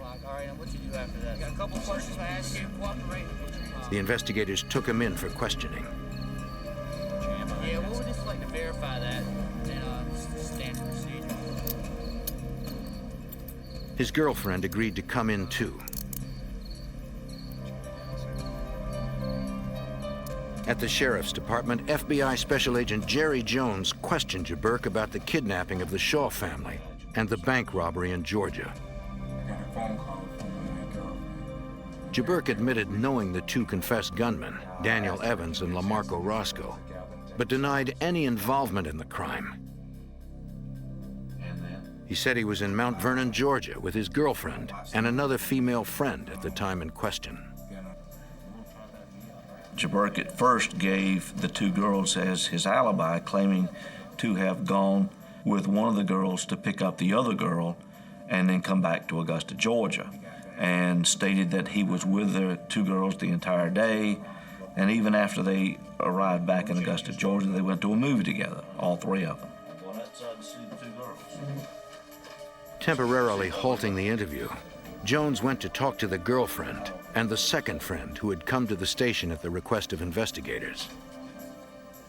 The two girls, when interviewed, declined to corroborate that alibi.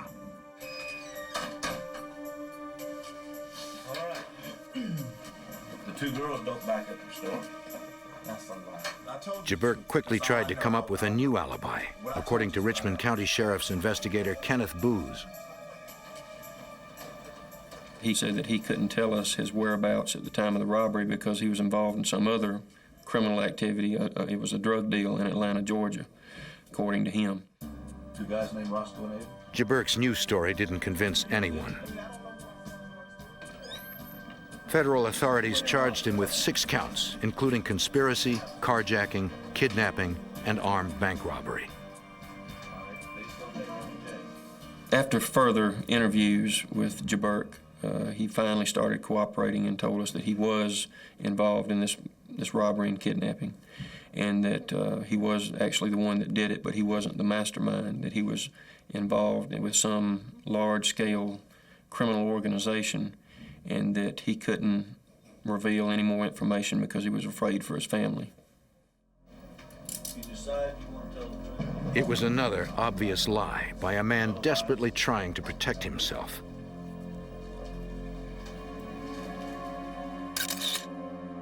Jabberk's partners, Daniel Evans and Lamarco Roscoe, pleaded guilty to state charges of burglary, kidnapping, and armed robbery. They were sentenced to 30 years in prison. Christopher Jabberk was prosecuted by Assistant U.S. Attorney Richard Goolsby. The only problem with this case was that there was no scientific evidence. It seemed like we hit a dead end every time we got a lab report as to any fingerprints or footprints. None of them matched Jabberk. But in terms of the quality of the evidence, we were very fortunate that the teller victim and her family members were just incredibly good witnesses. They helped win the case. Jabberk was convicted on all 6 counts, which made him eligible for a sentence of life in prison without parole. While awaiting sentencing, Jabberk was held at a small county jail.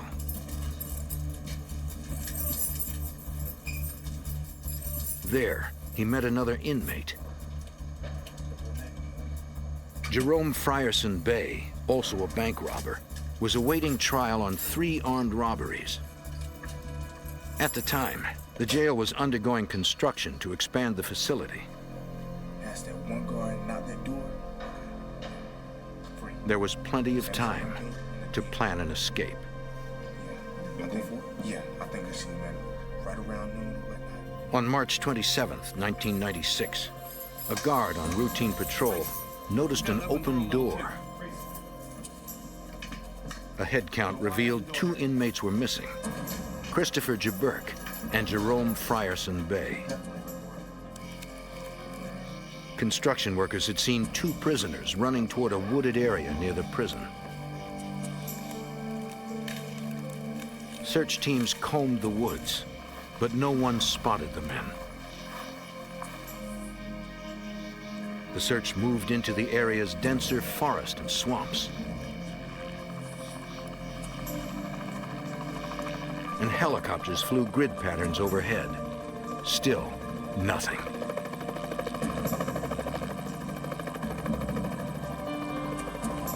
Authorities believe the pair might have had help on the outside.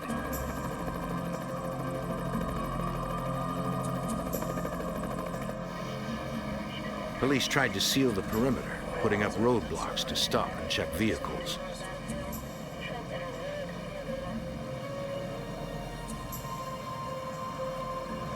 But the two escapees were nowhere to be found.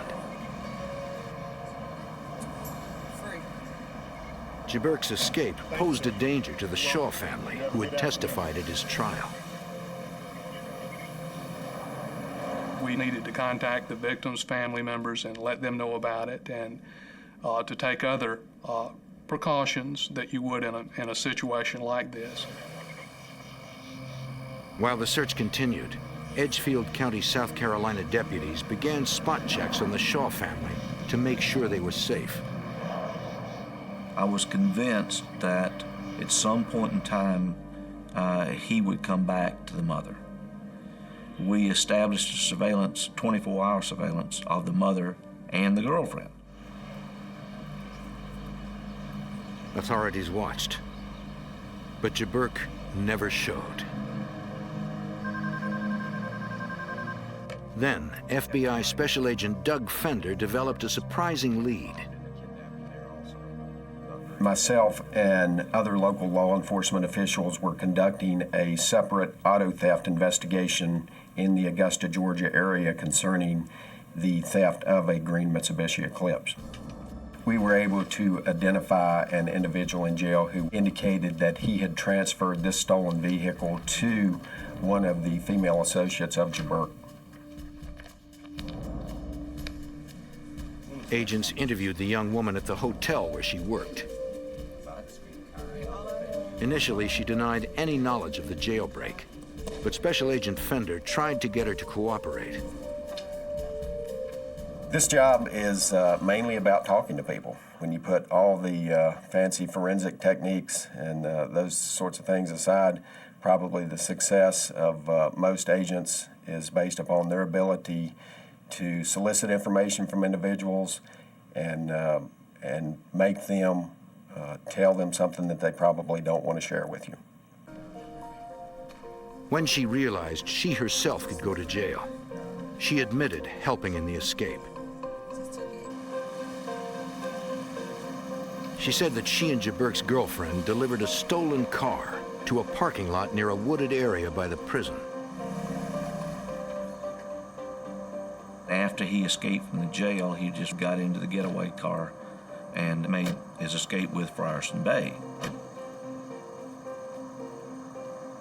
They, by prearrangement, went to a clandestine campsite which the girls had laid out for Jaburk and Frierson Bay with clothes and water and that type of thing.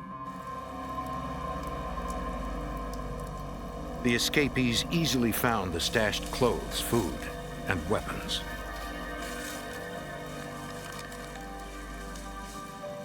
They were free, but they needed money. The armed bank robbers knew exactly what to do.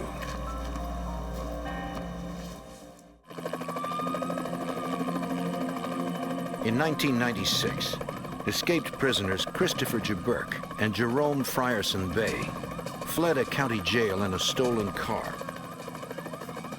FBI Special Agent Jerry Jones was after them. We began a search for the stolen vehicle, and we sent out an APB to all surrounding states regarding the description of the vehicle. The day after the escape, a car matching that description pulled up to a bank in Lumberton, North Carolina, 220 miles northeast of the jail. Sorry, just take the money. Two men in hats, gloves, and sunglasses robbed the bank at gunpoint. The employees knew to cooperate, so no one would get hurt. Come on, man, let's go.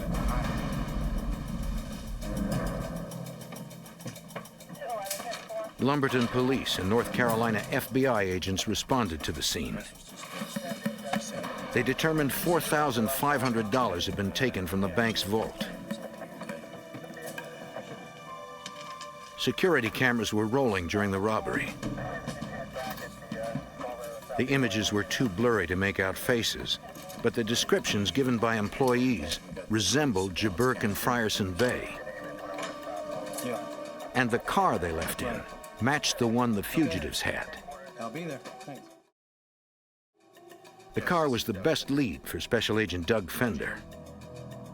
This vehicle we had entered into NCIC, and we discovered or was notified by the Lumberton police officials that that car had in fact been recovered in Lumberton, North Carolina. An hour after that car was found, agents received a report of a home invasion and carjacking in Lumberton and went to interview the victims. The couple said they had been working on their car in the garage when two armed men burst in, demanding the keys to the car and a change of clothes.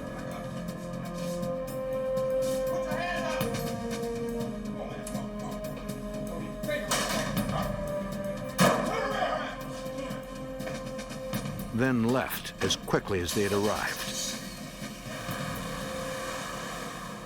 When shown a photo lineup, the couple positively identified Jaburk and Frierson Bay. And that's the guy that came up on the left side. So we had a second vehicle, and we had an APB put out on that car. It was spotted in Raleigh, North Carolina. Jaburk and Frierson Bay robbed a bank there. The fugitives were heading north, fast. We knew that Frierson Bay had relatives in the New York, New Jersey area, so we suspected that to be the ultimate destination. Tracking the pair became a matter of following a trail of bank robberies.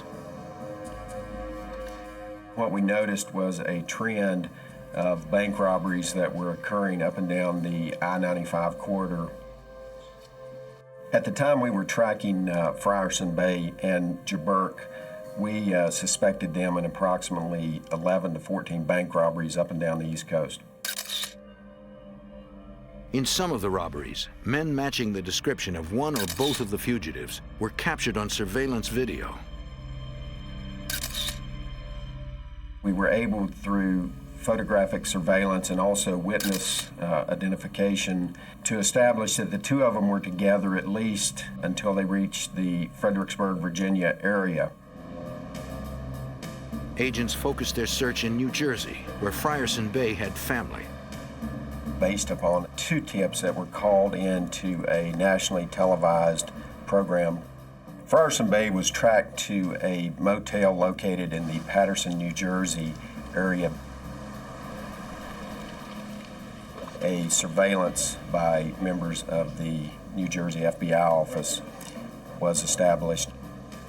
Once these agents were able to establish that Frierson Bay might be staying in the motel room, they remained on the premises. If he were inside and armed, approaching the door would be dangerous. It was decided to wait him out. Soon they would learn the fugitive would not go down without a struggle.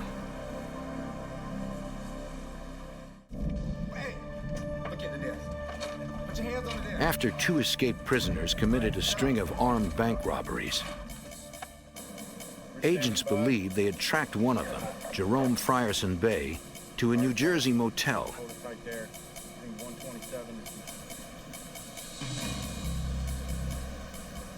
After several hours, they spotted the fugitive. He went to his car as the SWAT team moved in. Police, get out of the car! Get out of the car! We see your hands! Get out of the car! He locked himself inside. But that wasn't going to stop them, according to FBI Special Agent Doug Fender. After several commands by members of the FBI SWAT team, Frierson Bay still refused to come out of the vehicle, at which time one of the SWAT team members was able to break the glass with the butt of his MP5 submachine gun. Frierson Bay was then forcibly removed from the vehicle.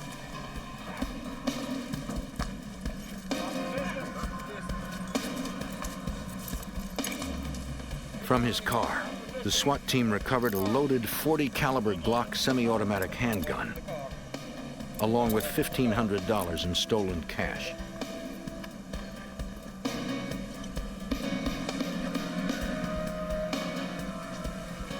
A search of the motel revealed no sign of his partner, Christopher Jaburk.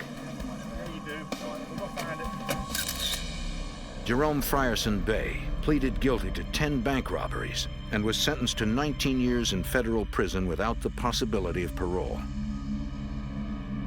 He claimed he had no idea where Jaburk was. Finding Christopher Jaburk remained a priority for Georgia FBI Special Agent Jerry Jones. We believe that Jaburk and Frierson Bay parted company, and Jaburk began his journey back to Georgia. I always believed that Jaburk would come back home. The FBI announced a $10,000 reward and had begun the process of adding him to their 10 most wanted fugitives list when a media report generated a promising lead. Just a moment. A caller said she believed the fugitive was staying with her minister in Atlanta, though the minister didn't know Jaburk was a criminal. The caller spotted Jaburk when she went to check on the minister's house after the elderly man entered the hospital with heart trouble. An arrest team staked out the residence, dressed as yard workers. On May 9th, 1996, a vehicle pulled into the minister's driveway. When the driver emerged, agents visually identified him. What's going on? It was Jaburk. Finishing up the yard work for the old man? The arrest team moved in. Hands up, FBI! Hands up! Hands up! Hey, whoa, what's going on? Surprised and cornered, Jaburk did not try to run.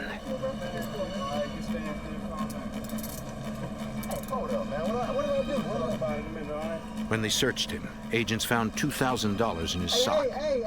What's this? What is it? What's your AA for? What is this? He was returned to jail, again to await sentencing for the Augusta kidnapping bank robbery. When Jaburk was apprehended in Atlanta, we thought the pressure was off and everybody took a big sigh of relief and went home for a short period of time. Jaburk was not giving up.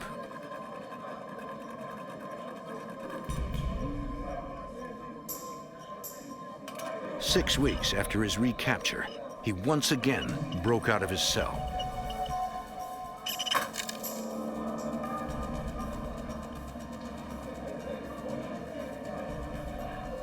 When Jaburk escaped and I received the telephone call, I responded to the jail to try to secure whatever evidence was there. We found a partial saw blade. When he got through the window of the jail, there's a huge double fence around the confinement area covered with concertina wire. So he had to get over that fence and over the concertina wire. Agents searched the grounds and the fence topped with a razor-sharp wire. They recovered shreds of a prison uniform. And we actually found traces of blood there, so we knew he was injured, but he was on foot. They hoped he hadn't gotten far. So we began to trail him through this rural wooded area, which also leads to a swampy area, probably around 10 square miles. We immediately brought in tracking dogs, which led us directly to the wooded area. So we knew the route of escape that he was trying to accomplish. As old as I was, out with the younger people going through the woods, and we tracked through there for days, for several days, without finding him. I then decided that we needed some electronic gear to try to trace him. So I contacted the Atomic Energy Commission site over in South Carolina, and they provided me with a helicopter equipped with an infrared system that's a heat-seeking system.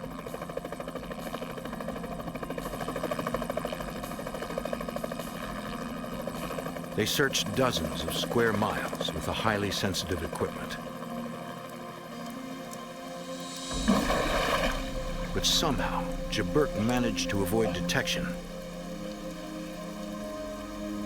and was still on the run.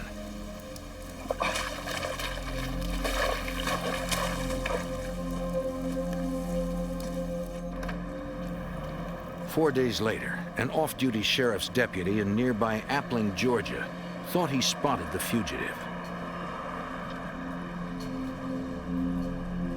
The man was limping as if injured. The deputy called the station, and other officers spread out to search the area. He was tracked into a wooded area right behind one of the grammar schools and apprehended. Right there. Hands up. Christopher Jaburk was again in custody. 2 weeks later, he was finally sentenced for robbing the Augusta Bank and kidnapping Amy Shaw and her family. Assistant U.S. Attorney Richard Goolsby fought to keep Jaburk off the streets forever. Our role is to try to protect the community. That's one of our important responsibilities. So we were concerned and felt like that we should ask for the maximum in Jaburk's case. And fortunately, the court imposed the maximum, life in prison, plus 5 years. Jaburk was ordered to serve his term at the federal prison in Leavenworth, Kansas. Without the possibility of parole, his only chance to be free again would be to escape.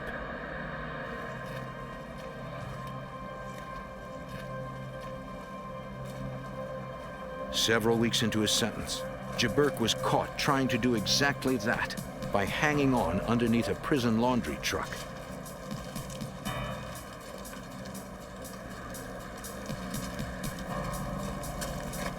Come on out now. Come on. Nice and slow. I see you. Come on. Nice and slow. Come on. Get out of there.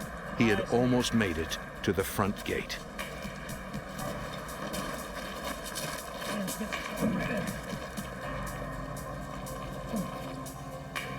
Jaburk was transferred to the maximum security federal penitentiary in Atlanta, Georgia.